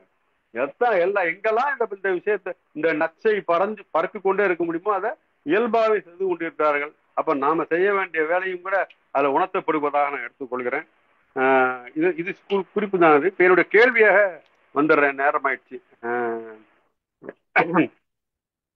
அதாவது பெரியார் வந்து அந்த அவர் எடுத்துக்கொண்ட அந்த பிரச்சனையில பூரா சமூகத்தின் கேள்விகளாக மாற்றியதுல வெற்றி பெற்றார். இன்னைக்கு அத்தனை பெரிய முழு மாற்றம் ஏற்பட்டு விடலைன்னா இப்ப ஏற்பட்டிருக்கிற மாற்றங்களை அவரை கழிச்சிட்டு நம்ம கற்பனையே கூட பண்ண முடியாது அப்படிங்கிற இடத்துல அவர் இருக்கிறார். அப்படி இருக்கிற போது அப்படி ஒரு சமூக கேள்வியாக மாற்றியதுங்கிறது மிகப்பெரிய வெற்றி. அது போல நம்முடைய கவிதை என்ன செய்கிறது படைப்பாளியாக, அதைத்தான் நான் ஒவ்வொரு கவிஞருக்கும் நான் கேட்டு தெரிஞ்சுக்க விரும்புகிறேன். கவிதையை பற்றிய உதாரணமா கவிதை பற்றிய விளக்கத்தை கவிஞர்கிட்டே கேட்கிறோம். நீங்களும் அப்படி கேட்டீங்க, அது சரிதானா? அதுல எனக்கு எப்பவுமே ஒரு கேள்வி இருக்குது. தப்பா கூட நான் புரிஞ்சுட்டு போறேன், ஆனா கவிஞர் நான் விளக்கம் கேட்க மாட்டேன். ஏன்னா நான் உள்ள நோண்டி அது கடையில் எங்கேயா ஒரு நுனி பிடிபட்டு போயிடும். இந்த நவீன ஓவியங்கள் இருக்குல்ல, சர்ரியலிஸ்டிக் டிராயிங், பல ஓவிய கண்காட்சி போய் பார்ப்பேன். ரொம்ப தலைப்பு இல்லைன்னாக்கா இன்னும் குழம்பி போயிடும். பார்த்துக்கிட்டே இருப்போம், என்ன எதுக்கு இப்படி வச்சுக்கானு. ஒரு இடத்துல பிடிபட்டுரும், ஒரு நூல் கிடைச்சிடும். அப்புறம் உள்ள போனா அந்த ஆஹா என்ன அற்புதமான படைப்புன்னு மனம் அப்படியே விமர்சிக்கும். அது போலதான் படைப்புகளுக்குள்ளேயும் நம்ம அந்த அனுபவத்தை பெறணும்னு நான் விரும்புகிறேன். கவிஞர்கிட்ட பொறுத்த வரைக்கும் அந்த தான் ஒரு சமூக கேள்வியாக மாற்ற முடிந்தது பெரியாரிய இயக்கத்தான். கவிதை என்ன செய்கிறது? அதான் என்னுடைய கவிதை வந்து, வணக்கம் தோழர். கவிதை வந்து அதை வந்து ஒரு முதல்ல பேசு பொருளாக்குது, கொஞ்சம் சிந்திக்க தோணுது. இதெல்லாம் வந்து ஒரு பிரச்சனையா அப்படின்னு சொல்லி நம்ம கண்டுக்காம போன விஷயங்கள். ஏன்னா எப்பவுமே கவிஞர்கள் வந்து ஒரு நுண்ணுணர்வுகளை, ஒரு நுட்பமான விஷயங்களை ஒரு சின்ன குறுக்கீடு ஒரு குறுக்கீடு. அதாவது இந்த இது ஒரு நீங்க சொல்ல வர்றது எனக்கு டக்குன்னு எடுத்துக்கிறேன். அதே நேரத்துல இந்த கவிதைகள் வந்து நம்ம ஏதோ ஒரு வகையில கருத்து உடன்பாடு உள்ள இவற்றையெல்லாம் கொண்ட இன்னும் சொல்லுவோம் தங்களை இதற்காக ஒப்படைத்து கொண்ட அந்த வட்டத்துக்குள்ளேயே நம்ம பேசிக்கிட்டு இருக்கிறோமே, அதனாலதான் கவிதை என்ன செய்யறது அப்படிங்கிற கேள்வி நான். அது கரெக்ட் தாங்க தோழர். இப்ப என்னன்னா இதை வாசிக்கிறவங்களுக்கு வந்து பாத்தீங்கன்னா முதல்ல இது சம்பந்தமா சிந்திக்க தோணும். இது முதல்ல வந்து பேசு பொருளாகும். சில விஷயங்கள் வந்து பாத்தீங்கன்னா எழுதுறதுக்கு அதை பத்தி பேசுறதுக்கே வந்து நமக்கு சில நேரம் தோணி இருக்காது, இல்ல சில தயக்கம் இருந்திருக்கும். அந்த தயக்கத்தை உடைக்கிறது வந்து பாத்தீங்கன்னா கவிதையோட வேலை, ஒரு படைப்போட வேலை அப்படிங்கறத நான் வந்து நம்புறேன். ஸோ அந்த வேலைகளை வந்து இது செய்யுது. அடுத்து வந்து பாத்தீங்கன்னா சில கவிதையில வந்து பாத்தீங்கன்னா நம்ம ஒரு யதார்த்தத்தை மீறி கூட சில தீர்வுகள் வந்து நம்ம வந்து சொல்ல முடியும். உதாரணத்துக்கு அவங்க மகிழ்விழி கவிதை அழகா சொல்லியிருந்தாங்க, அந்த இஎன்டி கவிதை இல்லையா? நீங்க போய் பிரார்த்தனை பண்றீங்க, நீங்க என்ன பிரார்த்தனை பண்ணாலும் அந்த சாமி வந்து உங்களை கண்டுக்கல. ஆனா கண்டுக்கலனாலும் நீங்க சம்பாதிச்ச காசை கொண்டு போய் நீங்க அதுல போடுறீங்களே, இது உங்களுக்கு உரைக்கலையா? இதை நம்ம நேரடியா கேட்க முடியாது. இதனால வந்து பாத்தீங்கன்னா நம்ம வந்து அதை வந்து நீ வந்து இஎன்டிக்கு செலவிட்டுக்கொள் அப்படிங்கறத வந்து பாத்தீங்கன்னா நம்மளோட பிரார்த்தனையா நம்ம வந்து முன் வைக்கிறோம். ஸோ இந்த மாதிரி விஷயங்கள் தான் கவிதைகளால பண்ண முடியுது அப்படிங்கறத நான் நம்புறேன். நல்லது, வாழ்த்துக்கள். நன்றிங்க ஐயா. நன்றிங்க ஐயா. நன்றிங்க தோழர். அடுத்ததாக நிம்மதி இலக்கிய வட்டம், நீங்க அன்மியூட் பண்ணிட்டு பேசலாம். நான் அன்மியூட் பண்ணிட்டேன் உங்களை.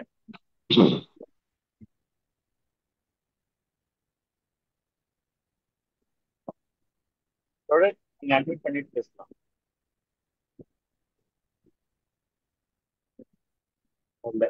புதியவன் செந்தில், நீங்க அன்மியூட் பண்ணிட்டு பேசுங்க. பேசுங்க. தோழர்கள் அனைவருக்கும் வணக்கம். வணக்கம். தோழி மகிழ்விழி கவிதாவினுடைய கேள்விகள் அனைத்தும் மிகவும் செறிவான கேள்விகள். எந்த விதமான தயவுதாட்சியமற்ற ஒரு படைப்பாளரிடம் கேட்க வேண்டிய கேள்விகளை மிக நுணுக்கமாக கேட்டார். அதே நேரத்தில் அந்த கவிதை நூலை படிக்காதவர்கள் கூட இந்த விவாதத்தின் வாயிலாக முழுமையாக புரிந்து கொள்ளக்கூடிய வாய்ப்பு கிடைத்தது. படைப்பாளர் அகரன் எங்கள் கம்பம் பள்ளத்தாக்கின் இலக்கிய சொத்து. அவரிடமிருந்து இவ்வளவு வளமான பதில்கள், ரொம்ப ஆழமான பதில்கள் கிடைக்கும் என்று நான் எதிர்பார்க்கவே இல்லை. குறிப்பாக அம்பேத்கரையும் பெரியாரையும் ஒப்பிட்டு அவர் சொன்ன பதிலில் ஆயிரக்கணக்கான விடைகளும் வினாக்களும் புரிந்திருக்கிறது. தொடர்ந்து இத்தகைய முயற்சிகளை எடுத்துக்கொண்டிருக்கிற வாருங்கள் படைப்போம் நிமிர்நிலைக்க வட்டத்திற்கு எங்களது இதயம் நிறைந்த வாழ்த்துக்களும் வணக்கங்களும் நன்றிகளும்.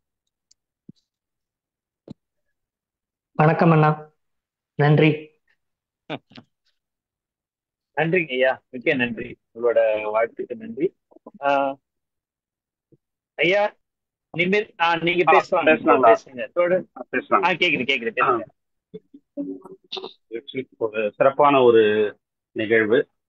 சற்ற இடைவெளிக்கு பிறகு நம்முடைய பாருங்கள் படைப்போம் குழுவுக்கு எனது அன்பின் வாழ்த்துக்கள். அதே போன்று இந்த 2 பேருமே என்னுடைய தோழமைகள். இணைப்பில் இருக்கிற குமரன், அதுக்கப்புறம் நிகழ்வில் பங்கேற்ற நமது வினோத் மற்றும் மகிழ்விழி, அகரன், எல்லோருமே நெருங்கிய தோழமைகள். ஒரு நல்ல உரையாடல். இப்போ இதுல 2 பேருமே நான் பாராட்டணும். ஒண்ணு, இந்த மாதிரியான படைப்புகளை கொண்டு வந்த அகரன், இந்த மாதிரியான கேள்விகளை கேட்ட மகிழ்வி. நிறைய கேள்விகளுக்கான பதில்களை இன்னும் கூட விளக்கமாக என் பேரன்பு அண்ணன் சொல்றதை விட தோழமையும் தான் அவருக்கு பிடிக்கும். அதனால குமரேசன் தோழர் வந்து ரொம்ப விரிவா சொல்லிட்டாங்க. அதனால இந்த படைப்புகள் வந்து ரொம்ப சிறப்பா இருக்கு. அதுக்கேற்ற மாதிரியான அந்த கேள்விகளையும் கேட்டாங்க. அது அவங்களுடைய கேள்வி இல்லை, அது சமூகத்தினுடைய கேள்வி. எனக்கு ஏன் இந்த ஒரு கேள்வியும் ஒரு பதிலும் தான் எனக்கு தான் கேட்கணுன்றது. முதல்ல என்னோட பதிலை வந்து ஃபர்ஸ்ட் அகரனுக்கு சொல்லிடலான். எக்காரணத்தை கொண்டும் இந்த பேட்டர்ன்ல நீங்க எழுதுறதோ, இந்த சமூகத்தில் இருக்கிற அவலங்களை கேள்வி கேட்பதோ, அல்லது அதை உங்கள் படைப்புகள் மூலமாக வெளிக்கொண்டு வருவதையோ, அல்லது அந்த படைப்புகளின் மூலமாக இந்த சமூகத்தினுடைய பார்வையை பிரதிபலிப்பதையோ எக்காரணத்தை கொண்டும் தயவு செய்து நிறுத்தாதீர்கள் என்பது என்னுடைய தாழ்மையான வேண்டுகோள். ஏனென்றால் இந்த சமூகத்தில் மனித இனத்தில் பிறந்த இன்னொரு மனிதனை தனக்கு கீழானவன் என்று பார்க்கின்ற ஒரு மனநோயை விட மிக மோசமான மனநிலை வேறு எதுவும் இருப்பதாக நான் கருதவில்லை. அது ஒரு மிகப்பெரிய மனநோய். அப்படிதான் அம்பேத்கரும் பதிவு செய்யறாங்க. அப்போ இந்த சமூகத்தில் உள்ள ஒரு கடைசி ஒரு மனிதர் வேறொரு மனிதனால் பிறப்பின் அடிப்படையில் தாழ்வாக பார்க்கப்படுகிறான் என்கின்ற செய்தி இந்த மண்ணில் பதிவு செய்யப்படுகிற வரை இது போன்ற என் போன்ற கவிஞர்கள் எழுதி கொண்டே இருக்கும். அதே போன்று இந்த பெண் அடிமைத்தனம் ரொம்ப வளர்ந்துட்டு தான் நம்ம நினைக்கிறோம். எதை வச்சு நீங்க வளர்ந்துட்டு தான் நினைக்கிறீங்க? அந்த கேள்வியை நம்ம கேட்டுக்கணும். நம்ம பார்க்குற சமூகத்தை வச்சு நம்ம பார்க்குறோம்னா அது ரொம்ப தவறு. ஏன்னா நம்ம சமூகத்திற்காக அகரனோ நாங்களோ எழுதல.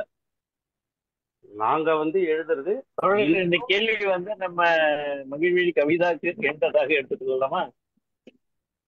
இல்ல அப்படி நான் சொல்ல, பொதுவாவே சொல்றேன். நான் அப்படி நான் சொல்லவே இல்லை. அவங்க கேள்வியை வந்து கேட்கலன்னா இந்த பதில் அவசியப்படாம போயிருக்கு. நான் பாராட்டுறேன். அப்போ அந்த ஆமா, இப்போ எனக்கு நான் இந்த தகவல் மட்டும் சொல்லிட்டு நான் கேள்விக்கு வந்துறேன். அப்போ ஒரு பெண் ஏதோ ஒரு குடும்பத்தில், ஏதோ ஒரு சமூகத்தில், ஏதோ ஒரு இடத்தில் இன்னும் அவள் பாலியல் வன்கொடுமைக்கு ஆளாக்கப்படுகிறாள், இன்னும் எத்தனையோ பிரச்சனைகளுக்குள்ளாக ஆளாக்கப்படுகிறாள் என்கின்ற சம்பவங்கள் நாம் ஊடகம் வாயிலாக பார்த்து கொண்டிருக்கின்ற வரையில் இது போன்ற எழுத்துக்கள் வந்து கொண்டே இருக்கும். அதாவது இந்த ஜாதிய ரீதியாக பெண்ணிய அடிமைத்தனத்தை வந்து நீங்க எல்லா இடத்துலையும் பார்க்கலாங்க. கண் கூட நான் வளர்ந்த ஒரு எம்என்சில இருந்து சொல்றேன். அங்க ஜாதி இருக்கும், அங்க பெண்ணடிமைத்தனம். அதனாலதான் நான் வந்து ஸ்கோச் கமிட்டியில வந்து மெம்பரா இருக்கேன், பாஷ் கமிட்டியில மெம்பரா இருக்கேன். பட் இருந்தாலும் அதை ஒழிக்க முடியல. அது ஒரு பக்கம் இருக்கு. இப்போ என்னுடைய கேள்வி என்னன்னா, அகரன் வந்து இந்த இப்போ முதல் கேள்வி வந்து இப்போ அடுத்த தொகுப்பு எந்த ஜோர்னர்ல எழுதணும்னு நீங்க திட்டமிட்டு இருக்கீங்க? என்ன என்ன மாதிரியான ஜோனர்ல எடுத்து வர போறீங்க? நாவலா, இல்ல கதையா, இல்ல கவிதையா? அது வந்து என்னுடைய கேள்வி. ரெண்டாவது வந்து இந்த ரெண்டாவது கேள்வி வந்து எத்தனையோ கவிஞர்கள் பார்க்கிறோம். அந்த அத்தனை கவிஞர்கள்ல ஒரு 100% கவிஞர்கள் இப்ப இயங்கி கொண்டிருக்காங்கன்னா அதுல சமூகம் சார்ந்து படைக்கிற கவிஞர்கள் பார்த்தீங்கன்னா ஒரு 10% 15% இருப்பாங்க. இன்னும் நான் அதை தகவல் ரீதியா டேட்டா பேஸோட நான் சொல்லணும்னா அதுக்கு கொஞ்சம் நான் உழைச்சேன்னா அதை எடுத்துருவேன் அந்த டீட்டெயில். அதுல அகரன் என் போன்றவர்கள் எல்லாருமே அதுக்குள்ள வந்துடும். காதலை எழுதுறவங்க தான் இன்னைக்கு அதிகமா இருக்காங்க, இல்ல அழகியல் எழுதுறவங்க அதிகமா இருக்காங்க. ஆனா ஏன் நீங்கள் வந்து இந்த சமூகம் சார்ந்து எழுதணுன்ற எண்ணம் உங்களுக்கு எப்போ தோன்றியது? ஏன் தோன்றியது? இந்த 2 கேள்விதான். மகிழ்ச்சி தோழர். நன்றிங்க தோழர். வணக்கம் தோழர், பாபு தோழர், வருகைக்கு நன்றி. வணக்கம். மகிழ்ச்சி தோழர். இப்போ அந்த முதல் கேள்விக்கு பதில் சொல்றேன். இப்போ நீங்க சொல்லிட்டீங்க, பட் இந்த பதில் சொல்லும்போது கொஞ்சம் கூச்சமா தான் இருக்கு. ஏன்னா சமூக கவிஞர் அப்படிங்கிற ஒரு அந்தஸ்து இருக்கு இல்லையா இப்போ நீங்க சொல்லும்போது. இப்போ அடுத்த தொகுப்பு நானும் காதல் தொகுப்பு தான் எழுதியிருக்கேன். இப்போ கொஞ்ச நேரத்துக்கு முன்னாடி கூட முகநூல்ல பதிவிட்டு இருக்கேன், நாளை காலை ஒரு அறிவிப்புன்னு சொல்லி. அது நாளைக்கு காலையில வந்து அதுக்கான அட்டைப்படம் வந்து வெளியேறும். அடுத்த தொகுப்பு வந்து ஒரு காதல் கவிதை தொகுப்பு தான். ஆனா இந்த சமூகம் சார்ந்து எழுத ஆரம்பிச்சது அப்படிங்கிறது ஒரு சரியா சொல்லணும் அப்படின்னா நிறைய சமூகம் சார்ந்த பிரச்சனைகள் வந்து நமக்கு வந்து ஒரு தாக்கத்தை கொடுக்குது. நான் ஒரு 2004 அந்த வருஷம் வந்து கல்லூரி படிப்பு முடிக்கிறேன், டிப்ளமோ முடிக்கிறேன். அப்போ முடிக்கும்போது சென்னையில் வந்து வேலை பார்க்குறேன். அப்போதான் ஏப்ரலில் முடிக்கிறேன். அந்த ஜூலை மாதம் தான் நினைக்கிறேன். ஜூலை மாதத்துல வந்து ஒரு தகவல் என்னன்னா, ஒரு 94 குழந்தைகள் வந்து கும்பகோணத்துல தீயில கருகி இறந்துட்டாங்க அப்படின்னு சொல்லி.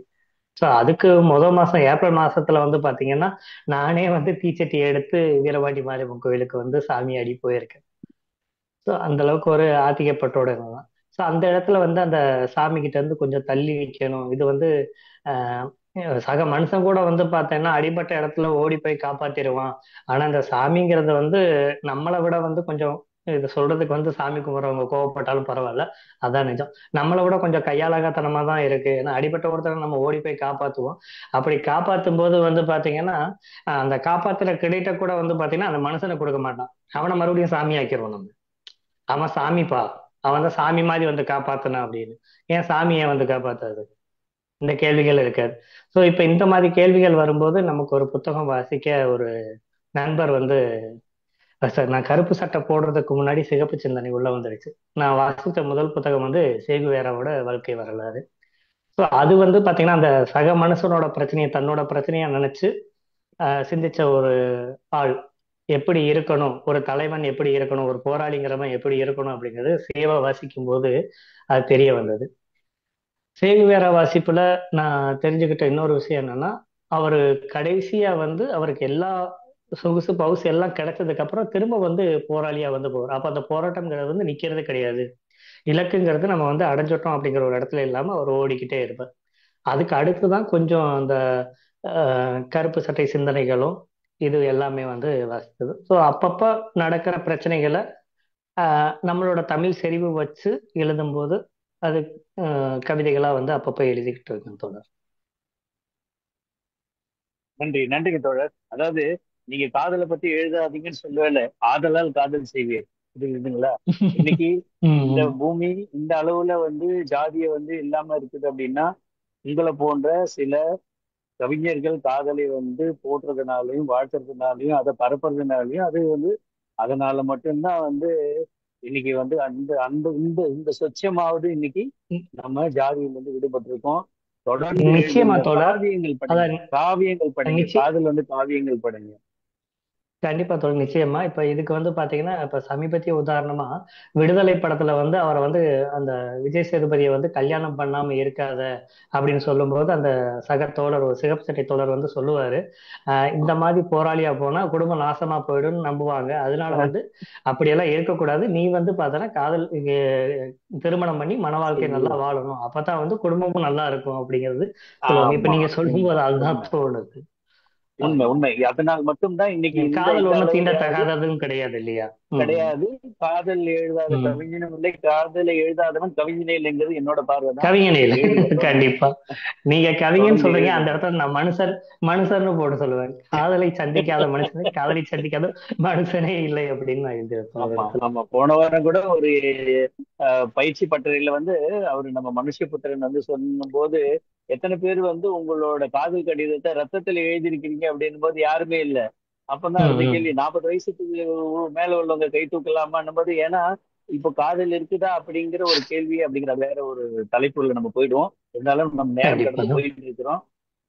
இந்த நிகழ்ச்சி, இப்போ மங்கை அவர்கள் வந்து நன்றி சொல்றதுக்கு முன்னாடி இந்த நிகழ்ச்சியை பற்றின உங்களுடைய கருத்துக்கள் ஏதாவது இருந்தாக்க நீங்க சொல்லலாம். வாங்க. ம். முதல்ல இந்த நிகழ்வுக்கு வந்து என்ன சிபாரிசு அப்படிங்கிற வார்த்தை சரியா இருக்குமா தெரியல. என்ன குறிப்பிட்ட அண்ணன் கூடல் தாரிக் அறிமுகம் செய்த அவருக்கு எங்களுக்கு அறிமுகம் செய்த ஆமா ஆமா ஆமா வாருங்கள் படைப்போம் குழுமத்திற்கு என்னை அறிமுகம் செய்த அண்ணன் கூடல் தாரிக் தோழர் அவருக்கு வந்து பாத்தீங்கன்னா முதல்ல நன்றி சொல்லணும். ஏன்னா நிறைய விஷயங்கள் வந்து நமக்கு வந்து கருத்து செறிவுல இருக்கும். இப்ப ஐயா குமரேசன் பேசுறத கேட்கறதுக்கு ஒரு வாய்ப்பு வேணும் அப்படின்னா அது இந்த மாதிரி ஒரு இடத்துல வந்து உட்காரும் போது நமக்கு கிடைக்குது. சில கேள்விகள் வந்து பாத்தீங்கன்னா நம்ம எழுதுனது சரியா ரீச் ஆகலையோ அப்படிங்கிறது இருக்கும். அப்ப தோழர் மகிழ்விழி கவிதா வந்து பாத்தீங்கன்னா அந்த கேள்விகளை வந்து அவங்க பக்குவமா கேட்கும்போது அது வெறுமனே வந்து ஒரு குசல விசாரிப்பான இல்ல எழுதுனதை வந்து விரந்தோதுற மாதிரியான உரையாடலா இல்லாம ரொம்ப தெளிவாவே வந்து பாத்தீங்கன்னா அது வந்து கேள்விகள் கேட்டாங்க. அப்ப எனக்கு வந்து சொல்றதுக்கு வந்து ஒரு வாய்ப்பு கிடைச்சது. அப்ப என்னன்னா இது வந்து ஒரு நல்ல ஒரு பிளாட்ஃபார்மா தான் நான் பார்க்கிறேன். ஏன்னா நம்ம நினைச்சதை வந்து நம்ம வந்து பேச முடியுது. நிறைய கேள்விகள் வரும்போது நம்ம நினைச்சது எல்லாத்தையும் வந்து பாத்தீங்கன்னா சொல்ல முடியுது. ஸோ இதை ஆர்கனைஸ் பண்ண வாருங்கள் படைப்போம் குழுமத்திற்கும் தொடர் அவங்க வினிதா மோகன், கலைபாலா, தொடர் அவர் ஒளி, எல்லாருக்கும் வந்து குமரன் சார் எல்லாருக்கும் நன்றி. ஆஹ் என்னோட பதிப்பகத்தார் அவங்களுக்கும் வந்து கண்டிப்பா, ஏன்னா நான் ரெண்டு புத்தகம் தான் எழுதியிருக்கேன். ஒன்னு பொன்னி, இன்னொன்னு வந்து நாட்டின் பிரார்த்தனைகள். முதல் புத்தகம் வந்து பாத்தீங்கன்னா தேனி விசாகன் வந்து அவர் பண்ணி கொடுத்தாரு, மேடை பதிப்பகம். இரண்டாவது புத்தகம் வந்து திராவிடியன் ஸ்டாக் கௌதம் பண்ணி கொடுத்தாரு. அவங்களுக்கு வந்து பாத்தீங்கன்னா கண்டிப்பா என்ன ஒரு படைப்பாளரா இங்க உயர்த்தி உட்கார வச்சிருக்கு. அவங்களுக்கு வந்து பாத்தீங்கன்னா கண்டிப்பா நன்றி சொல்லணும். ஏன்னா இந்த நாட்டின் பிரார்த்தனைகள் வந்து ஆஹ் எல்லாருமே வந்து பண்ணிட மாட்டாங்க. பதிப்பகத்துல பண்ணும்போது வந்து பாத்தீங்கன்னா கொஞ்சம் அவங்களுக்கு ஒரு நெருடல் இருக்கலாம். ஏன்னா இதில் நம்பிக்கை இருக்கவங்க, உடன்பாடு இல்லாதவங்க வந்து பாத்தீங்க அப்படின்னா இதை செய்ய முடியாது. ஸோ அவங்க வந்து துணிச்சலா வந்து அதை வந்து செஞ்சாங்க. ஸோ அதனால உம் மற்றபடி இது உண்மையிலே இந்த வாருங்கள் படைப்போம் குழுமத்துக்கு வந்து பாத்தீங்கன்னா ரொம்ப பெரிய ஒரு நன்றி சொல்லணும். ஏன்னா ஒரு 215 அப்படிங்கிறது வந்து ஒரு சாதாரண நம்பர், ரொம்ப மலைப்பா இருக்கு யோசிச்சு பார்த்தா. வார வாரம் இந்த மாதிரி வந்து ஒரு, ஏன்னா இது இந்த நிகழ்வு ஆரம்பிக்கும் போது கிட்டத்தட்ட ஒரு 2 மாசத்துக்கு முன்னாடியே வந்து பாத்தீங்கன்னா என்கிட்ட பேசிட்டாங்க. அப்ப இருந்து என்கிட்ட உங்களோட படைப்புகள் அனுப்புங்கன்னு சொல்லி யார் உங்களை வந்து நேர்காணல் பண்ண போறாங்க, கேள்விகள் எப்படி இருக்கும் அப்படிங்கிறது சொன்னாங்க. எனக்கும் வந்து ஒரு நேரம் கிடைக்குது ஒரு 2 மாசங்கிறப்ப. என்னால நேரம் இருக்கும்போது நானும் இதற்கு முந்தைய ஒரு 2 3 நிகழ்வுகள் வந்து என்னால முடிஞ்ச நேரத்துல வந்து நான் வந்து பங்கெடுத்துக்கிட்டேன். ஸோ நிகழ்வுகள் எந்த மாதிரி நடக்குது, கேள்விகள் எந்த மாதிரி வைக்கிறாங்க அப்படிங்கிறதெல்லாம் தெரியறதுக்கு ஒரு வாய்ப்பா இருந்தது. ஸோ ரொம்பவே நல்லது. அப்புறம் எப்பவுமே வந்து பாசக்கார தோழர் வினோத் வினோத் பரமானந்தன், அவர் எப்ப பேசினாலும் வந்து எங்க ஊர்க்காரங்கிறத சொல்லாம அவர் சொல்லவே மாட்டார். அது சொல்லும்போது வந்து பாத்தீங்கன்னா அவர் ஏதோ பக்கத்துல வந்து உட்காந்துக்கிட்ட மாதிரி ஒரு ஃபீல் கொடுக்கும். ரொம்பவே நல்லாவே பேசியிருந்தாரு. நல்ல ஒரு அறிமுகம் செய்தாரு. குறிப்பா திரும்ப வந்து நன்றி சொல்லணும்னா மகிழ்வெளி கவிதாவுக்கு தான். கேள்விகள் வந்து எனக்கே கொஞ்சம் சங்கோஜமா இருந்தது. ஏதோ கொஞ்சம் ஏனோ தானோன்னு கேள்விகள் கேட்டுருவாங்களோ, நம்ம வந்து வழக்கமா வந்து நன்றி, ஆமாங்க நல்லா எழுதியிருக்கீங்க நன்றி அந்த மாதிரி சொல்லுவாங்க இல்லாம கேள்விகள் வந்து கொஞ்சம் எனக்கு பதில் சொல்றதுக்கு வாய்ப்பு கொடுத்ததுக்கு நன்றி. இது தெளிவா சொல்லணும்னா அந்த மூன்றாம் பிறை படத்துல வந்து ஏன் வந்து ஸ்ரீதேவி அப்படி நடிச்சு ஏன் அவங்களுக்கு வந்து அவார்டு கிடைக்கல, கமலஹாசனுக்கு தான் அவார்டு கிடைச்சது அப்படிங்கிறப்ப பாலு மகேந்திர சொல்லியிருப்பாரு, ஒரு அருவியில இருந்து விழும்போது அது நல்லா பிரகாசமா தெரியும், அது விழுகிற அருவி வேற, ஆனா அதை செதறதுக்கு காரணமா கீழே ஒரு பாறை வந்து அப்படியே இருக்கும், அந்த பாறை மாதிரி அப்படியே வந்து கமலஹாசன் இருந்தாரு அப்படி சொல்லுவாங்க. அது மாதிரி ஒரு நல்ல பதில் அப்படிங்கிறது வந்து ஒரு நல்ல கேள்விக்கு கிடைக்கிற பரிசு அப்படின்னு சொல்லுவாங்க. ஸோ நல்ல கேள்விகளை தேர்ந்தெடுத்து கேட்டதுக்கு மிக்க நன்றி. குழுமத்திற்கும் மிக்க நன்றி. நன்றி நன்றி. தொடர்ந்து வாங்க, தொடர்ந்து பயணிப்போம், நிறைய எழுதுங்க. நிறைய மகிழ்ச்சி மகிழ்ச்சி. உங்களோட பயணம் பாதை நம்ம மகிழ்ச்சி தோழர். நிமிர் பாபு சீக்கிரம் சொன்ன மாதிரி உங்களை போன்றவங்க நிறைய எழுதுங்க, தொடர்ந்து எழுதுங்க, எல்லா பற்றியும் எழுதுங்க. மகிழ்ச்சி. கண்டிப்பா.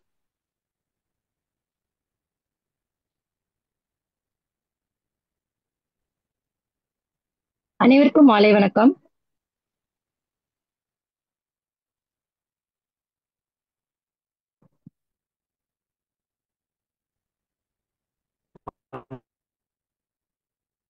அனைவருக்கும் மாலை வணக்கம். மிகுந்த மகிழ்ச்சியுடன் எமது வாருங்கள் படிப்போம் இலக்கிய பட்டத்தின் 215வது நிகழ்வின் நிறைவு வேளையில் நிகழ்ச்சியின் வெற்றிக்கு பின்னால் இருப்பவர்கள் அனைவருக்கும் மனமார்ந்த நன்றிகளை தெரிவித்துக் கொள்கிறேன்.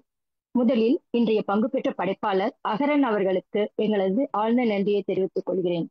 தமிழ் இலக்கியத்தில் தம் குரலை ஒளிக்கொண்டு எழுத்துக்கள் மூலம் பலரை தொடும் அகரன் அவர்கள் இன்று தம் ஆழமான, நேர்த்தியான, அழுத்தமான கருத்துப்பாடுகள் மூலம் ஒவ்வொருவரின் மனதையும் நெகிழ வைத்தார். தம் அனுபவங்களை பகிர்ந்து படைப்பின் பின்னணியை கூறி வாசகர் மற்றும் எழுத்தாளர்களின் இடையே ஒரு பாலம் அமைத்ததற்கு நன்றி. இந்நிகழ்வை அழகாக வழிநடத்திய நெறியாளரான மகிழ்வில் கவிதா அவர்களுக்கு நன்றி. நிகழ்வின் ஒவ்வொரு அலைவையும் சீராக இணைத்து சிந்தனையூட்டும் கேள்விகளால் உரையாடல்களை வலுப்படுத்தி அனைவரையும் ஈர்த்ததற்காக பாராட்டுகிறோம். மேலும் இந்நிகழ்ச்சியை தொடர்ந்து திட்டமிட்டு நடத்தும் முக்கிய தூண்களாக டாக்டர் கோ ஒளிவண்ணன், வினிதா மோகன், டோ குமரன் மற்றும் கலைபாலா ஆகியோரின் ஒவ்வொரு பணியையும் இங்கே நினைவு கூறாமல் இருக்க முடியாது. இவர்களின் அர்ப்பணிப்பு, ஒழுங்கமைப்பும் தமிழ் பற்றும் எப்போதும் வாருங்கள் படிப்போம் நிகழ்வுகளை ஒரு மகிழ்வான இலக்கிய தேர் என மாற்றுகிறது. அதனை விட முக்கியமாக இன்றைய நிகழ்வில் கலந்து கொண்டு உங்கள் நேரத்தையும் ஆரோக்கியம் வழங்கிய ஒவ்வொருவருக்கும் உங்கள் உற்சாகமாக கலந்து கொண்ட கேள்விகளும் பாராட்டுகளும் இந்த நிகழ்வை மேலும் சிறப்பாக மாற்றியது. இவ்வாறான நிகழ்வுகள் தொடர்ந்து நடைபெற உங்கள் ஆதரவும் பங்களிப்பும் அவசியம். நன்றி கூறும் இவ்வேளையில் உங்களின் அன்பும் ஆதரவும் எப்போதும் நமக்கு துணையாக இருக்கும் என்று நம்புகிறோம். இனிதாய் வாருங்கள் படிப்போம். நன்றி, வணக்கம். நன்றி. மீண்டும் அடுத்த நிகழ்ச்சியில் சந்திப்போம்.